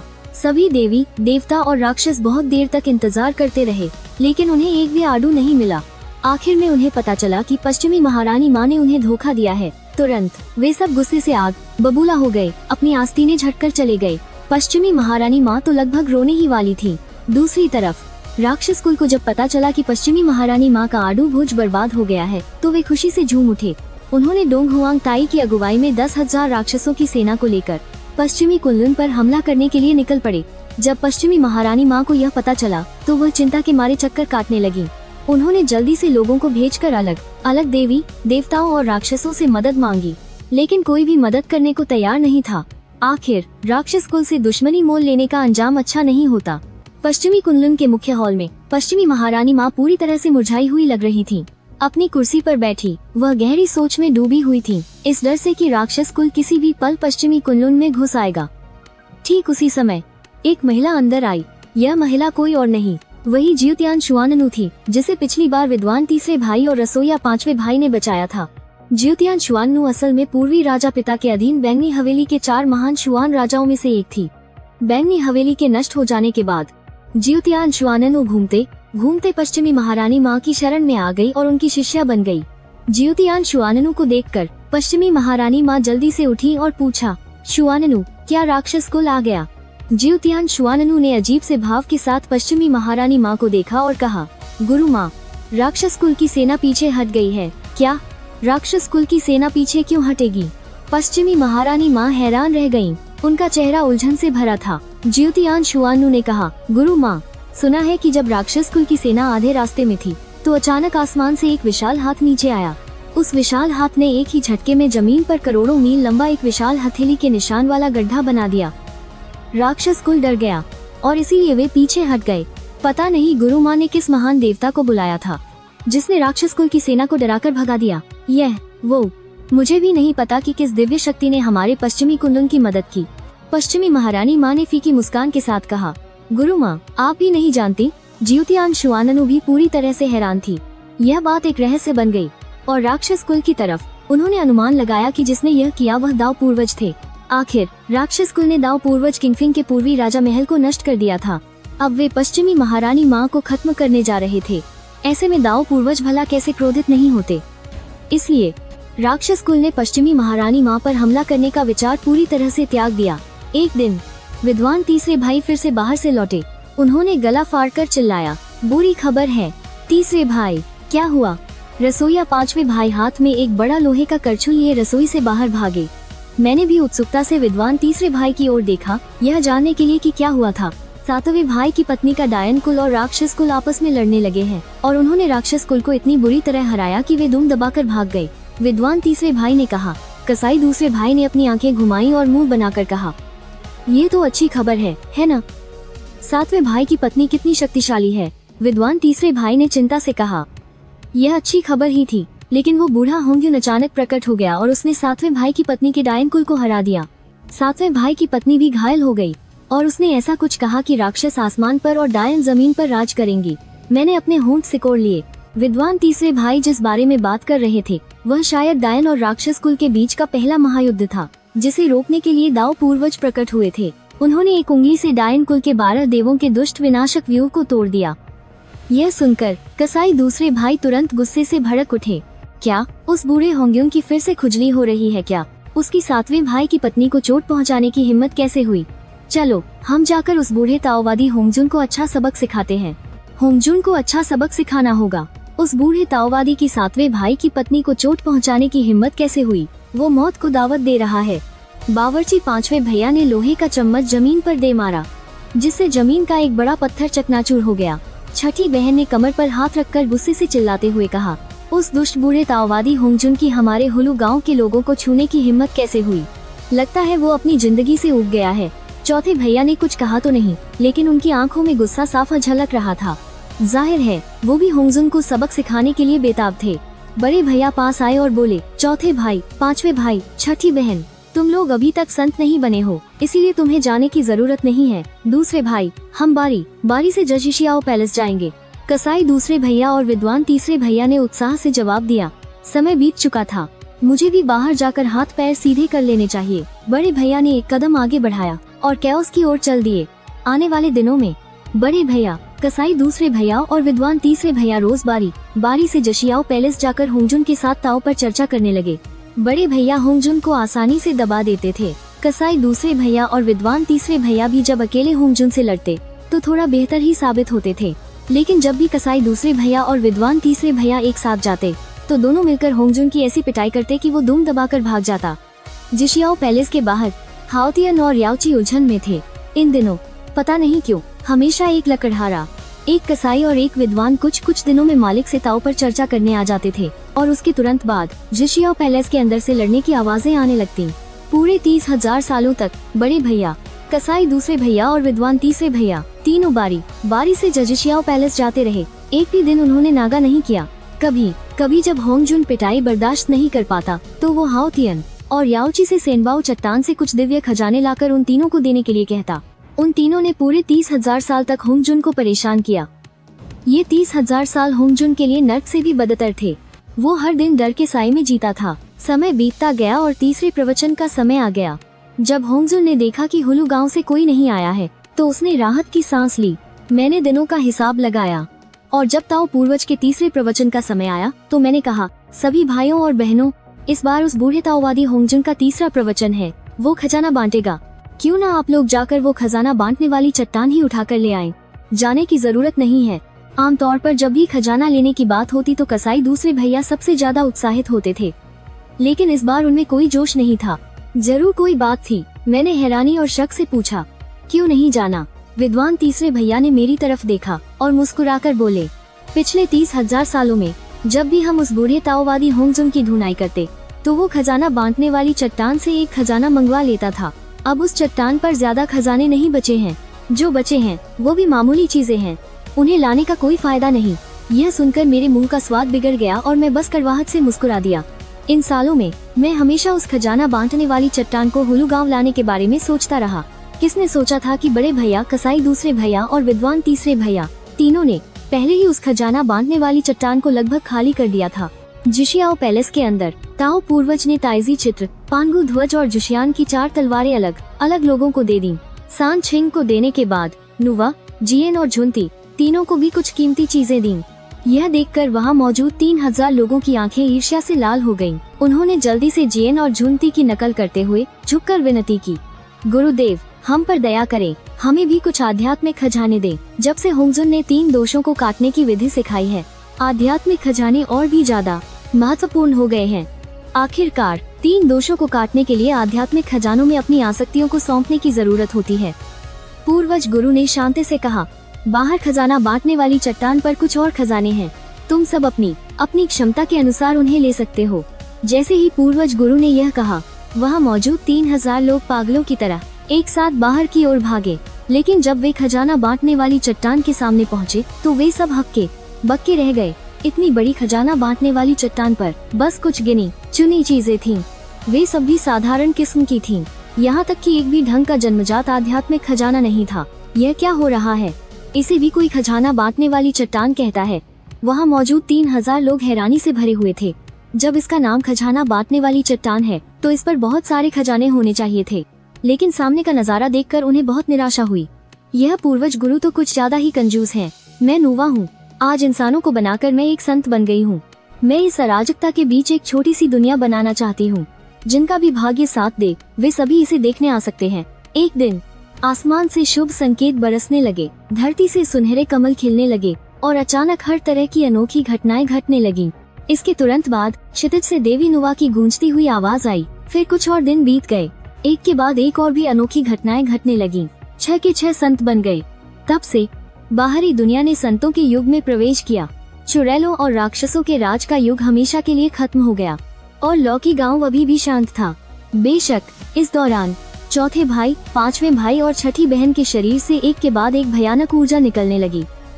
जाहिर है वे तीनों भी संत बन गए थे और मैं अभी भी बैंगनी लौकी में से बैंगनी ऊर्जा को सोखने में जी जान से लगा हुआ था।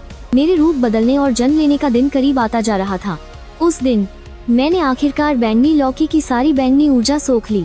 मैं चौंक गया और उत्साह से कहा, मेरे प्यारे भाइयों और बहनों, मैं रूप बदलकर जन्म लेने वाला हूँ। लौकी गांव के सब लोग यह सुनकर बहुत खुश हुए और सब बैंगनी लौकी को एकटक देखने लगे।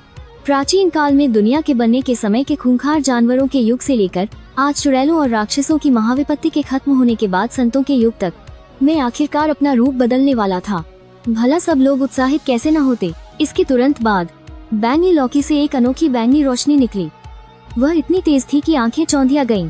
ताव की लय फैलती चली गई। धार की एक जोरदार आवाज हुई। बैंगनी लौकी की बेल से टूटकर जमीन पर गिर गई, जिससे जमीन में एक बड़ा और गहरा गड्ढा बन गया। इसके तुरंत बाद बैंगनी लौकी का ढक्कन खुल गया और उसमें से बैंगनी धुएं का एक गुबार निकला। बैंगनी धुआं धीरे धीरे हिलने लगा। उसके अंदर से देवदार के पेड़ जैसा सीधा एक साया दिखाई दिया। उसके चेहरे के नैन नक्श धुंधले से पर बहुत सुंदर दिखाई दे रहे थे।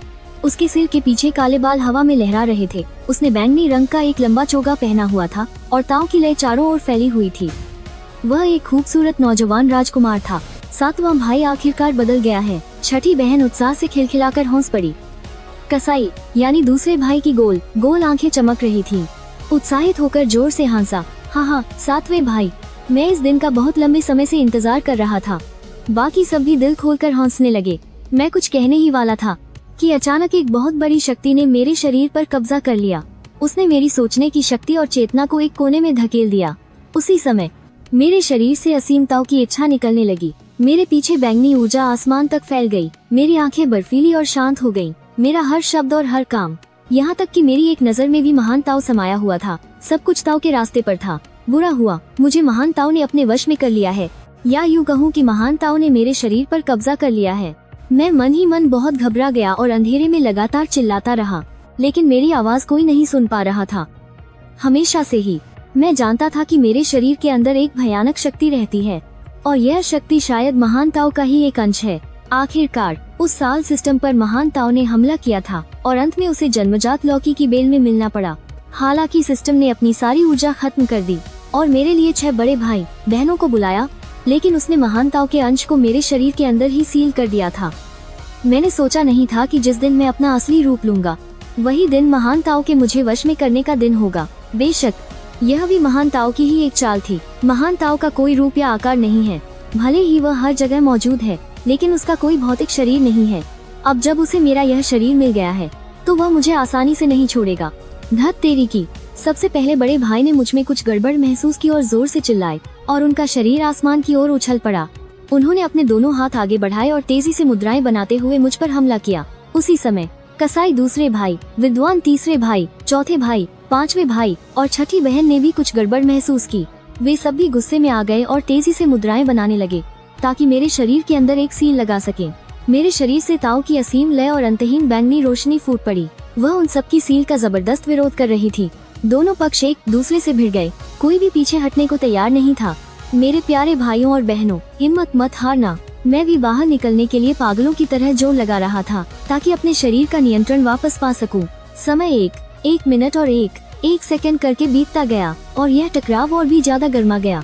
आखिरकार बड़े भाई और बाकी सब हावी हो गए और उन्होंने महान ताओ के अंश को दबा दिया और मैंने भी आखिरकार अपने शरीर का नियंत्रण वापस पा लिया। बड़े भाई और बाकी सब थोड़ा लड़खड़ाए और उनकी ऊर्जा भी काफी कम हो गई थी। आप सभी भाइयों और बहनों का बहुत बहुत शुक्रिया। मैंने दिल की गहराइयों से उनका शुक्रिया अदा किया और सबके सामने अपने हाथ जोड़े। हालांकि हो सकता है कि इन भाई बहनों को सिस्टम ने बुलाया हो ताकि वे महान ताओ के अंश से निपट सके। उनका अपना एक मिशन था जिसे वे नजरअंदाज नहीं कर सकते थे, लेकिन उन्हें मेरे लिए अपनी जान की परवाह किए बिना लड़ते हुए देखकर मेरा दिल आज भी गर्मजोशी से भर जाता है, क्योंकि वे इस दुनिया में मेरा परिवार हैं। सातवें भाई, यह तुम क्या कह रहे हो? हम एक परिवार हैं। कसाई दूसरे भाई ने दांत दिखाते हुए मुस्कुराकर कहा और उनके सारे सफेद दांत दिखने लगे। विद्वान तीसरे भाई का शरीर लड़खड़ाया। वह मेरे पास आए और मुस्कुराते हुए बोले, हम एक परिवार हैं। अपनी जान पर खेलकर भी तुम्हें बचाऊंगा। भाई साहब गंभीर चेहरे के साथ मेरे पास आए और बोले, सातवें भाई, भले ही महामार्ग के अवतार को हमने सील कर दिया है, लेकिन याद रखना अपने शरीर के अंदर की 6 स्तरीय सील को बिल्कुल भी मत छेड़ना, वरना महामार्ग के अवतार को मिलने वाली शक्ति और भी ज्यादा बढ़ती जाएगी और फिर एक दिन ऐसा आएगा जब हम भी कुछ नहीं कर पाएंगे। मैंने मुंह बनाया। मैंने जल्दी से हाथ जोड़कर कहा, शुक्रिया भाई साहब, मैं याद रखूंगा। सातवें भाई, अब से कुछ समय के बाद हमें तुम्हारे लिए सील को फिर से मजबूत करना होगा। भाई साहब, मैं याद रखूंगा, मैंने आज्ञाकारी बच्चे की तरह जवाब दिया। भले ही इस बार का रूप बदलना थोड़ा रोमांचक था, पर शुक्र है कि खतरा तो था लेकिन कोई नुकसान नहीं हुआ। लेकिन इस समय मेरे दिल में एक बहुत ही साहसी विचार आया। महामार्ग का अवतार मेरे शरीर पर कब्जा करना चाहता है, तो फिर मैं क्यों नहीं उल्टा महामार्ग के अवतार पर ही कब्जा कर लूं? हाँ बिल्कुल, अपनी अभी की कमजोर ताकत से मैं महामार्ग के अवतार की पूरी शक्ति का सामना बिल्कुल नहीं कर सकता, लेकिन मैं धीरे धीरे उस सील को तोड़ सकता हूँ और उससे निकलने वाली महामार्ग की शक्ति को अपना बनाकर अपनी ताकत बढ़ा सकता हूँ। यह तो महामार्ग से शक्ति उधार लेने जैसा है। यह एक बहुत ही पागलपन भरा विचार है। एक छोटी सी गलती हुई और मैं हमेशा के लिए बर्बाद हो जाऊंगा। अगर भाई साहब और बाकियों को पता चल गया कि मेरे मन में ऐसा कोई विचार है, तो शायद वे गुस्से से आग बबूला हो जाएंगे। आखिरकार यह विचार बहुत ज्यादा जोखिम भरा है, लेकिन मुझे लगता है कि यह तरीका काम कर सकता है और अगर मुझे मजबूर किया गया तो मैं महामार्ग की बहुत सारी शक्ति उधार ले सकता हूँ। यह बिल्कुल डॉक्टर बैनर और हल्क के रिश्ते जैसा है। मेरे शरीर के अंदर महामार्ग सील है। अगर मुझे मजबूर किया गया तो मैं दूसरों से निपटने के लिए महामार्ग की शक्ति का इस्तेमाल कर सकता हूँ, यहाँ तक कि संतों से भी, यहाँ तक कि मार्ग पूर्वज को भी मैं अच्छा सबक सिखा सकता हूँ। आखिर मेरे अंदर कोई और नहीं बल्कि सबसे महान महामार्ग है। एक तरह से कहा जाए तो मैं एक अजेय अस्तित्व हूँ और मैं सोच रहा हूँ कि मैं महामार्ग के साथ बातचीत कर सकता हूँ। अगर हम दोनों एक समझौते पर पहुँच गए तो मैं सच में अजेय हो जाऊंगा। अचानक वह राक्षसी मेरे पास आई, मुझे ऊपर से नीचे तक घूरते हुए बोली, अरे अरे अरे सातवें भाई, तुम तो बहुत ज्यादा कमजोर हो। तुम्हारी शक्ति सिर्फ सच्चे अमर लोक के शुरुआती स्तर पर कैसे है? मैं बस कड़वाहट से मुस्कुरा दिया और शर्म से मेरा चेहरा लाल हो गया। मैं इस शर्मिंदगी को बर्दाश्त नहीं कर पा रहा था। क्या करें, मेरे शरीर में एक महामार्ग जो रहता है उसने सारी ऊर्जा सोख ली, इसलिए मेरी शक्ति केवल सच्चे अमर लोक के स्तर पर है। हुलू गांव के लोग जब रूप बदलते हैं तो क्वासी सेंट बनते हैं, कम से कम डालू तो बनते ही हैं, और मैं सिर्फ सच्चे अमर लोक पर हूँ। मुझे लगा कि मैंने हुलू गांव के लोगों का नाम डुबो दिया है। नहीं, मुझे तुम्हें थोड़ी ताकत देनी होगी। बावर्ची, पांचवें भाई का चेहरा पीला पड़ा हुआ था, लेकिन मेरे लिए वह फिर भी अपना बड़ा लोहे का करछुल लेकर गांव से बाहर चला गया। पता नहीं कितना समय बीत गया। बावर्ची, पांचवा भाई आखिरकार लौट आया। उसके कंधे पर एक सुनहरा ड्रैगन था और वह मुस्कुराते हुए बोला, सातवें भाई, यह ड्रैगन बहुत ही पौष्टिक चीज है।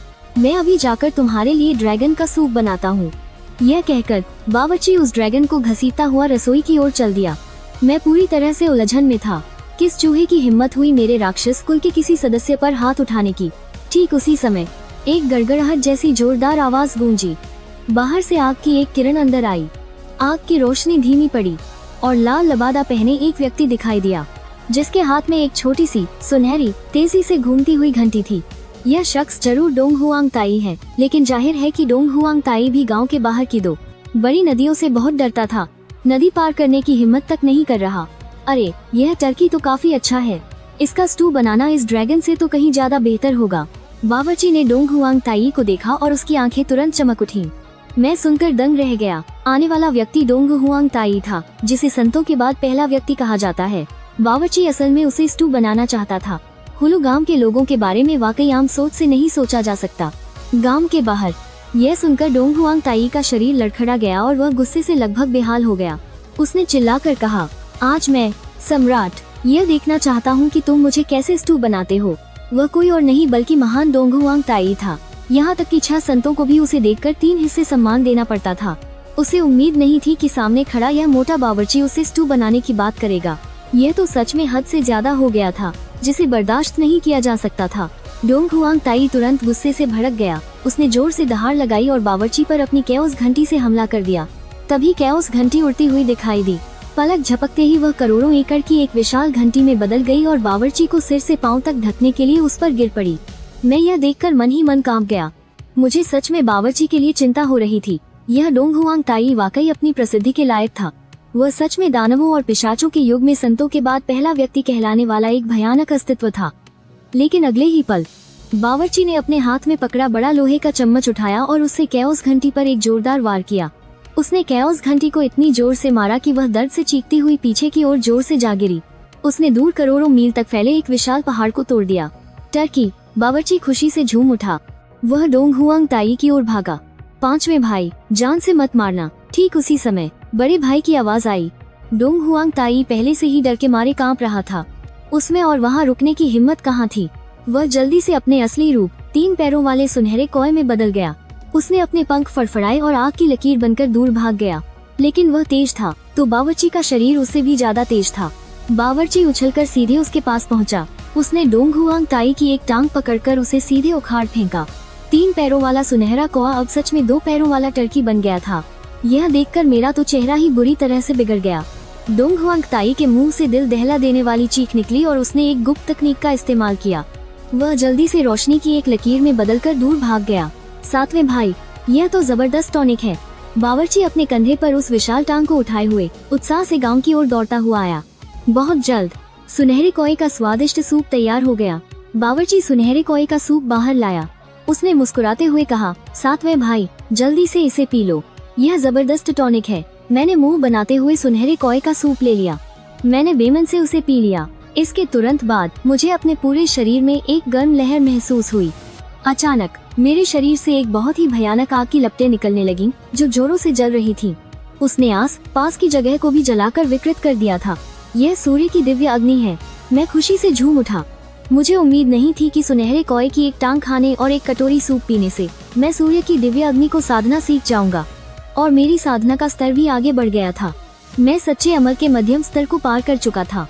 अगले कुछ दिनों तक मेरे आने से गांव में काफी रौनक हो गई। मेरा सबसे पसंदीदा काम गांव के बाहर की 2 बड़ी नदियों में कूदकर खजाना ढूंढना था। उन 2 बड़ी नदियों में कसाई और दूसरों ने बहुत सारे खजाने डाले थे। जब मैंने इंसानी रूप नहीं लिया था तब से ही मेरी उन पर नजर थी। अब जब मैंने इंसानी रूप ले लिया है तो मैं इन्हें बिल्कुल नहीं छोड़ सकता।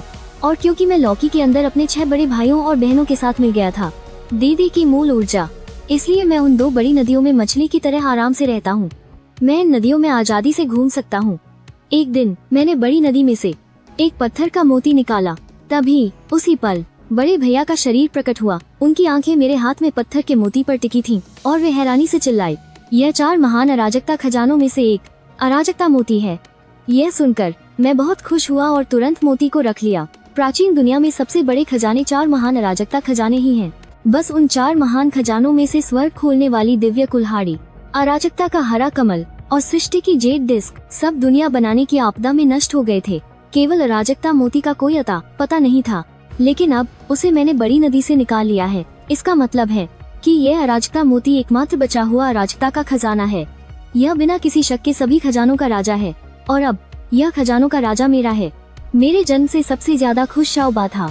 मेरे जन्म के बाद गांव के दूसरे बड़ों ने शाओबा को अपनी जीवन आत्मा सौंपने के लिए मजबूर किया। शाओबा के पास कोई चारा नहीं था और उसे अपनी जीवन आत्मा मुझे सौंपनी पड़ी। तब से शाओबा का जीवन और मृत्यु बस मेरे एक विचार पर निर्भर हो गए। लेकिन इसकी वजह से शाओबा को गांव में आजादी से आने जाने का अधिकार भी मिल गया। जब मैं 2 बड़ी नदियों में तैरकर खजाने ढूंढ रहा था, तब शाओबा गांव के बाहर बड़े से विलो पेड़ के नीचे ऊँघता रहता था। जिस पल अराजकता मोती मेरे हाथ में आया, प्राचीन अराजकता की शुरुआत की एक विशाल ऊर्जा मेरे पूरे शरीर में फैल गई।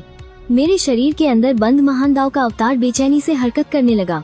ऐसा लग रहा था कि वह उसी स्रोत से निकली इस अराजकता की शक्ति के लिए बहुत तरस रहा है। मेरे मन में एक विचार आया। मैंने इस बेचैनी को जबरदस्ती नहीं दबाया, बल्कि उस खिंचाव का पीछा करते हुए अराजकता मोती की थोड़ी सी ऊर्जा को अपने शरीर में ले लिया। मैंने सावधानी से महान दाव के अवतार से संपर्क करने की कोशिश की। यह मेरी लंबे समय से बनाई योजना का पहला कदम था। अराजकता के खजाने को एक माध्यम बनाकर धीरे धीरे मेरे और महान दाव के अवतार के बीच शक्तियों का तालमेल बिठाना, न कि आंख मूंदकर भैया और दीदी की सील पर निर्भर रहना। बड़े भैया एक तरफ खड़े थे और उन्होंने मुझे रोका नहीं, बस वे अपनी आंखों से। मेरे हाथ में मौजूद कैओस पर्ल की आवाज गंभीर थी, लेकिन उम्मीद से भरी हुई थी। कैओस पर्ल सभी खजानों का राजा है। यह ग्रेट दाव के अवतार की बेचैनी को दबा सकता है। मुझे इसे अच्छी तरह से रिफाइन करना होगा। सफलता के लिए जल्दबाजी बिल्कुल नहीं करनी है। मैंने सिर हिलाया और कैओस पर्ल को अपने पास सुरक्षित रख लिया। मैं महसूस कर सकता था कि यह परम खजाना लगातार मेरे शरीर में कोमल कैओस शक्ति भेज रहा था। यह न सिर्फ मेरे शरीर को पोषण दे रहा था, बल्कि धीरे धीरे मेरे अंदर की सील को भी मजबूत कर रहा था, जिससे मेरे और ग्रेट दाव के अवतार के बीच की सीमा और भी साफ होती जा रही थी। अगले 1000 सालों तक मैं एक तरफ तो 2 बड़ी नदियों से खजाने निकालता रहा और दूसरी तरफ उन चीजों को रिफाइन करता रहा जिन्हें मेरे बड़े भाई बहनों ने यूं ही फेंक दिया था, जैसे कि डिंगहाई डिवाइन पर्ल, जिक्सियाओ स्वॉर्ड और कियानकुन ट्राइपॉड। और साथ ही ग्रेट दाव के अवतार के साथ रहने के तरीकों को चुपके से खोजता रहा। मेरे दूसरे भाई के टाइम ओरिजिन ने मुझे बड़ी नदी में समय को रोकने की शक्ति दी, ताकि मैं हर खजाने के रहस्य को ध्यान से जांच सकूं। तीसरे भैया की पिछले और इस जन्म की मूल ऊर्जा ने मुझे महान दाव के अवतार का अतीत देखने में मदद की। वह पूरी तरह से मुझ पर कब्जा नहीं करना चाहता था, बल्कि खुद को समाने के लिए एक शरीर चाहता था, ताकि वह अपनी बिना रूप और आकार वाली उस हालत से बाहर निकल सके जिसमें वह प्राचीन दुनिया के कामकाज में दखल नहीं दे सकता था। महामार्ग के अवतार का मन पड़ने के बाद मैंने उससे मोलभाव करने की कोशिश शुरू कर दी। कैओस पर्ल की सुरक्षा में मैंने अपनी चेतना को अपने भीतर डुबो दिया, ताकि शरीर के अंदर उस विशाल और अद्वितीय महामार्ग की शक्ति का सीधा सामना कर सकूं। मैंने गहरी आवाज में कहा, मुझे पता है कि तुम एक शरीर चाहते हो, लेकिन तुम्हें मेरी साधना में मदद करनी होगी। दोबारा मेरे शरीर पर कब्जा करने की कोशिश मत करना और मेरे परिवार को तो बिल्कुल भी नुकसान नहीं पहुंचाना। मेरी बात खत्म होते ही मेरे शरीर के अंदर महामार्ग की शक्ति एक पल के लिए और से उमड़ पड़ी। फिर एक धुंधला सा विचार आया, जैसे वो मान रहा हो और फिर भी जैसे वो मुझे परख रहा हो। उस दिन से मेरे और महामार्ग के अवतार के बीच एक नाजुक संतुलन बन गया। मैंने उसकी महामार्ग की शक्ति का इस्तेमाल करके अपनी साधना में तेजी से तरक्की की। सिर्फ 1000 सालों में ही मैं सच्चे अमर के मध्य चरण से अर्ध संत के शिखर तक पहुंच गया, जो हुलु गांव के लोगों की शुरुआती साधना से कहीं ज्यादा था। और महामार्ग का अवतार मेरे शरीर का इस्तेमाल करके धीरे धीरे प्राचीन भूमि के नियमों से परिचित हो रहा था। कभी कभी तो वो मेरे हाथों का इस्तेमाल करके प्राचीन दुनिया की छोटी मोटी दरारों को ठीक कर देता था और अपनी मूल शक्ति जमा करता था। यह घटना तब हुई जब मैं एक बार खाना खोजने के लिए बाहर गया था। उस समय मैं दूसरे भैया की बनाई हुई समय की महानदी से झुशियान तलवार का एक टुकड़ा निकाल रहा था। उस साल जब दूसरे और तीसरे भैया ने झुशियान तलवार छीनी थी, तो उन्हें वह बहुत तेज लगी और खेलने लायक नहीं लगी, इसलिए उन्होंने उसे यूं ही नदी में फेंक दिया। अचानक दूर से एक दिल दहला देने वाली ओरदार आवाज आई, जिसमें पूर्वज होंग्यून की दहाड़ और राक्षस कुल की बची खुची सेना की चीखें मिली हुई थीं। मेरा दिल घबरा गया। मैंने जल्दी से वह टुकड़ा उठाया और शाओबा को लेकर आवा की तरफ भागा। मैंने देखा कि बुझाऊ पर्वत के नीचे होंग्यून बैंगनी बादल तलवार हाथ में लिए राक्षस कुल की बची हुई सेना से बर्दाश्त लड़ाई कर रहा था। पता चला कि डोंगो वांग ताई की एक टोंग कटने के बाद भले ही उसके घाव भर गए थे, लेकिन वो इस अपमान को कभी भुला नहीं पाया था। उसने चुपके से प्राचीन भूमि के बचे खुचे राक्षसों के साथ मिलकर होंग्यून पर हमला करने और उन खानों को वापस पाने की साजिश रची थी जो उससे छीने गए थे। यहाँ तक कि वो संतों के शासन को उखाड़ फेंकना और राक्षस कुल का स्वर्गीय दरबार फिर से बनाना चाहता था। और होंग्यून भले ही एक हुनुआन संत था, लेकिन वो राक्षसों के इस जानलेवा हमले को झेल नहीं पा रहा था। उसके शरीर पर कई घाव हो गए थे और स्वर्ग का शुभ बादल भी काफी धुंधला पड़ गया था। सातवें भाई, तुम यहाँ कैसे? तभी दूसरे और तीसरे भैया, चौथे और पांचवे भैया और छठी बहन के साथ वहाँ पहुँच गए। भैया के हाथ में सुअर काटने वाले 2 चाकू थे और उनके चेहरे पर बेचैनी साफ झलक रही थी। यह मुर्गी का बच्चा तो सच में हार नहीं मानता। इसकी हिम्मत कैसे हुई दोबारा हंगामा करने की। देखना, इस बार मैं इसकी दूसरी टोंग भी तोड़कर उसका सूप बना दूंगा। तीसरे भैया ने अपनी दाढ़ी सहलाते हुए डोंग हुआंग ताई पर नल डाली और हंसते हुए कहा, अच्छा हुआ पिछली बार मैं उसकी कैओस बेल का टुकड़ा नहीं छीन पाया था, इस बार उसे भी साथ ले आऊंगा। हमें देखते ही डोंग हुआंग ताई की आंखें गुस्से से लाल हो गईं और वो दहाड़ा, उस साल तुमने मेरा शरीर नष्ट किया और मेरे खाने लूटे, आज मैं तुम्हारी हड्डियां पीसकर राख कर दूंगा। इतना कहकर उसने होंग्युम के रोकने की परवाह किए बिना अपनी बची हुई सच्ची सूर्य अग्नि को सक्रिय किया और एक विशाल 3 पैरों वाले सुनहरे कौए में बदलकर हमारी ओर झपटा। इस समय डोंग हुआंग ताई ने राक्षस कुल के लोगों के जीवन रक्त का इस्तेमाल करके संत के शुरुआती चरण में प्रवेश कर लिया था और उसकी शक्ति पहले से भी कहीं ज्यादा बढ़ गई थी। बड़े भैया हमारे सामने आ गए। उनकी दिव्य कुठार पलक झपकते ही हाथ में आ गई। कुठार की रोशनी तेजी से बढ़ी और एक ही वार में उन्होंने डोंग हुआंग ताई की प्रचंड सूर्य अग्नि को लगभग पूरी तरह से नष्ट कर दिया।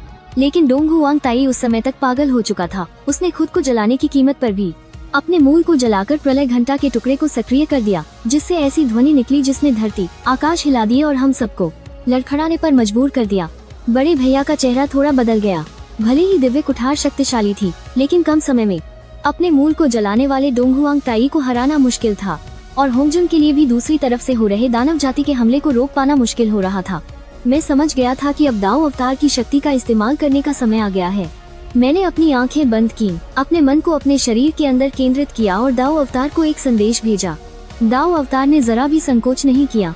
दाओ की अपार शक्ति ने पल भर में मेरे पूरे शरीर को घेर लिया। मेरी आंखों में बैंगनी रोशनी चमकने लगी। मेरे पीछे बैंगनी ऊर्जा आकाश तक फैल गई और मेरे आस पास की जगह भी विकृत होने लगी। मेरा हर शब्द और हर काम दाओ के मार्ग को दर्शाने लगा।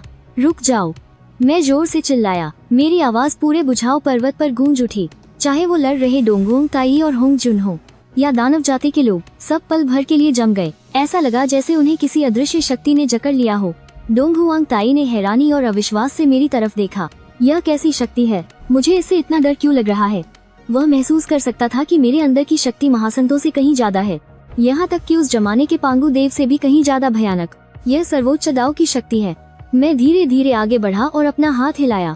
दाओ की अदृश्य शक्ति ने दानव जाति के लोगों को पूरी तरह से बांध लिया। वो हिल भी नहीं पा रहे थे। डोंग हुआंग ताई ने हार नहीं मानी और प्रलय घंटा के टुकड़े को पूरी ताकत से चलाने की कोशिश की। वह इन बंधनों से आजाद होना चाहता था, लेकिन मैंने अपनी शक्ति के एक झटके से उस टुकड़े को तोड़ दिया। इससे उसका मूल बिखर गया और उसका शरीर धीरे धीरे कमजोर पड़ने लगा। तुमने प्रलोभ की व्यवस्था को उलटने और सभी जीवों को नुकसान पहुंचाने की कोशिश की। आज मैं तुम्हारी शक्तियां नष्ट कर दूंगा। तुम्हें पुनर्जन्म के चक्र में भेज दूंगा, जहां से तुम कभी मुक्त नहीं हो पाओगे। मैंने गंभीर आवाज में कहा। मैंने हाथ उठाया और एक बैंगनी रोशनी डोंग हुआंग ताई के शरीर में डाल दी। इससे उसकी सारी शक्तियां पूरी तरह नष्ट हो गईं और उसकी आत्मा को पुनर्जन्म के चक्र में भेज दिया गया। डोंग हुआंग ताई का मामला सुलझ गया। फिर मैंने दानव जाति के बचे हुए लोगों की तरफ ठंडी आवाज में देखा। आज के बाद दानव जाति फिर कभी युद्ध नहीं छेड़ेगी। अगर किसी ने इसका उल्लंघन किया तो उसे बिना माफी के मार दिया जाएगा। दानव जाति के लोग डर से कांपने लगे। वह जल्दी से घुटनों के बल बैठकर माफी मांगने लगे। सबने कहा कि वो आत्म समर्पण करने को तैयार हैं और फिर कभी गड़बड़ नहीं करेंगे। मैंने हाथ हिलाकर चौथे भैया को उन दानवों को प्रलोभ के अलग अलग हिस्सों में भेजने के लिए कहा। उन्हें आदेश दिया गया कि वो अपने पापों का प्रायश्चित करने के लिए हर क्षेत्र के जीवों की रक्षा करें। होंगजुन मेरे सामने आए और झुककर प्रणाम किया। उनके चेहरे पर आदर का भाव था। पहले जैसा दाओ गुरु वाला घमंड नहीं था। मित्र, मेरी मदद करने के लिए धन्यवाद। होंगजुन आपका बहुत आभारी है। पहले मैंने आपका अपमान किया, कृपया मुझे माफ कर दें। मैंने हल्की सी मुस्कान के साथ कहा, दाओ गुरु, इतनी तकल्लुफ की जरूरत नहीं है। प्रलोभ की व्यवस्था की रक्षा करना, यह मेरी और दाओ की सहमति है। भविष्य में कृपया आप शांति से जिक्सियाओ महल को संभालें, ज्ञान बांटें और शिक्षा दें और अतीत की दुश्मनी में न उलझें। होंगजुन ने लगातार सिर हिलाया और मुझे सृष्टि जेट पत्रिका का एक टुकड़ा भेंट किया। फिर वह मुड़कर जिक्सियाओ महल लौट गए। लौकी गांव वापस आने पर बड़े भैया ने मुझे देखा और उनके चेहरे पर एक संतोष भरी मुस्कान आ गई। सातवें भाई, आखिरकार तुमने यह कर दिखाया। मैंने न केवल महामार्ग की शक्ति को नियंत्रित किया, बल्कि यह भी समझा कि जिम्मेदारी क्या होती है। दूसरे भैया ने मेरा कंधा थपथपाया और जोर से हंसे। बहुत अच्छे मेरे बच्चे, अब तो तुम बड़े भैया से भी ज्यादा शक्तिशाली हो गए हो। अब से हमें तुम्हारी रक्षा करने की कोई जरूरत नहीं होगी। छठी दीदी मुस्कुराते हुए आगे आई और मुझे अपने हाथों से सिला हुआ एक बैंगनी रंग का लबादा दिया। सातवें भाई, अब तुम होंग हुआंग के सर्वोच्च बन चुके हो, तुम्हारे पास एक अच्छा सा पहनावा तो होना ही चाहिए। मैंने अपने सामने अपने परिवार को देखा और मेरा दिल उसी से भर गया। इन सालों में अगर उनका संरक्षण और मदद न होती तो महामार्ग के अवतार ने कब का मेरे शरीर पर कब्जा कर लिया होता और आज मैं यह सब कभी हासिल नहीं कर पाता। मैंने अपना हाथ उठाया और हवा में लहराया। क्या उसका मोती हवा में तैरने लगा। उससे एक सौम्य रोशनी निकल रही थी जिसने पूरे लौकी गांव को ढक लिया। बड़े भैया, दूसरे भैया, चौथे भैया, पांचवे भैया, छठी दीदी, छोटे 8, यह हमारा घर है। मैं महामार्ग की शक्ति का इस्तेमाल करके लौकी गांव की रक्षा करूंगा, हमारी रक्षा करूंगा, ताकि हम हमेशा एक साथ रह सकें और हमें फिर कभी कोई परेशान नहीं कर पाएगा। उस दिन के बाद से मैं होंग हुआंग की दुनिया का सर्वमान्य सर्वोच्च बन गया और किसी की भी मुझे नारा करने की हिम्मत नहीं थी। मैंने होंग हुआंग पर अपना दबदबा नहीं बनाया, नहीं अपनी कोई सेना बनाई, बल्कि मैं हमेशा की तरह लौकी गांव में ही रहा। आम दिनों में मैं या तो अपने भाई बहनों के साथ बातें करता और साधना करता, या फिर छोटे 8 को लेकर 2 बड़ी नदियों में खाना ढूंढने जाता था। कभी कभी मैं होंग हुआंग की दुनिया के झगड़ों को सुलझाने और सभी जीवों की शांति की रक्षा करने के लिए हस्तक्षेप भी करता था। महामार्ग के अवतार के साथ मेरा रिश्ता और भी ज्यादा मजबूत होता गया। उसने मेरे शरीर का इस्तेमाल करके धीरे धीरे अपनी गुद की चेतना विकसित कर ली। अब वह सिर्फ शरीर पर कब्जा करने वाली एक भावनाहीन शक्ति नहीं रह गया था, बल्कि वह मेरा एक बहुत काबिल सहायक बन गया था। हम दोनों ने मिलकर महामार्ग को समझा, होंग हुआंग का पोषण किया और इस दुनिया को और भी ज्यादा शांतिपूर्ण बना दिया। और लौकी गांव भी होंग हुआंग की दुनिया में एक पवित्र स्थान बन गया, जहां कोई भी बिना इजाजत घुसने की हिम्मत नहीं करता था। कभी कभी कोई भाग्यशाली व्यक्ति वहां से गुजरता था तो वह भी सिर्फ दूर से ही देख पाता था और गांव से आने वाली शांतिपूर्ण आध्यात्मिक ऊर्जा को महसूस कर पाता था। हजारों साल बीत गए, होंग हुआंग की दुनिया और भी ज्यादा समृद्ध हो गई। सभी संत अपने अपने कर्तव्यों का पालन कर रहे थे और सभी जीव शांति और खुशी से रह रहे थे। अब वहाँ कोई बड़े पैमाने पर युद्ध नहीं होते थे। बड़े भैया अभी भी हर रोज लकड़ियाँ काटते और धर्म की रक्षा करते थे। दूसरे और तीसरे भैया कभी कभी होंग्यून के साथ महामार्ग पर चर्चा करने के लिए जजुशियाओ महल जाते थे। चौथे भैया हमेशा की तरह शांत और चुपचाप रहते थे। वह हर रोज भटकती आत्माओं और जंगली भूतों को पकड़ते थे ताकि गांव के जीवों का पोषण हो सके। पांचवे भैया अब भी खाने के बहुत शौकीन थे। वह सारा दिन तरह तरह के स्वादिष्ट व्यंजन बनाने के तरीके खोजते रहते थे। वहीं छठी दीदी लौकी गांव की बहुत अच्छी तरह से देखभाल करती थी। छोटे 8 भी अब सताए जाने की इस्मत से आद हो गया था और लौकी गांव का रक्षक बन गया था। कभी कभी वह मेरे साथ होंग हुआंग की यात्रा पर भी जाता था। एक दिन मैं आदिम लौकी की बेल के नीचे बैठा अपने हाथ में कैओस के मोती से खेल रहा था। अपने सामने हंसते बोलते परिवार को देखकर मेरे मन में असीम शांति थी। मुझे याद आया कि मैं दूसरी दुनिया से यहाँ आया था और लाखों साल तक सोता रहा था। मेरे भाई बहनों ने मेरी रक्षा की। मैंने महामार्ग के अवतार के साथ एक खेल खेला और आखिरकार हम एक दूसरे के साथ मिलकर रहने लगे। मैंने अपने परिवार की रक्षा की और इस होंग हुआंग की धरती की भी रक्षा की। सूरज डूब रहा था और उसकी सुनहरी रोशनी फैली हुई थी जो लौकी गांव के हर कोने पर पड़ रही थी। आदिम लौकी की बेल अब भी हरी भरी और घनी थी, जिससे एक गहरी आदिम आध्यात्मिक ऊर्जा निकल रही थी। 2 बड़ी नदियां गांव के चारों ओर बह रही थीं और उनका पानी चमक रहा था। अंदर अनगिनत खजाने थे। मैं जानता था कि यही वो अंजाम है जो मैं चाहता था। परिवार का साथ हो और ग्रेट डाओ मेरे साथ हो। मन में कोई झगड़ा न हो, कोई पछतावा न रहे। आज से मैं पर्पल गॉड हूँ, इस प्राचीन दुनिया का महाराजा हूँ और उससे भी बढ़कर मैं गॉड विलेज का 7वां भाई हूँ जो अपने परिवार की रक्षा करेगा, इस प्राचीन दुनिया की रक्षा करेगा जिससे मैं बहुत प्यार करता हूँ, हमेशा हमेशा के लिए।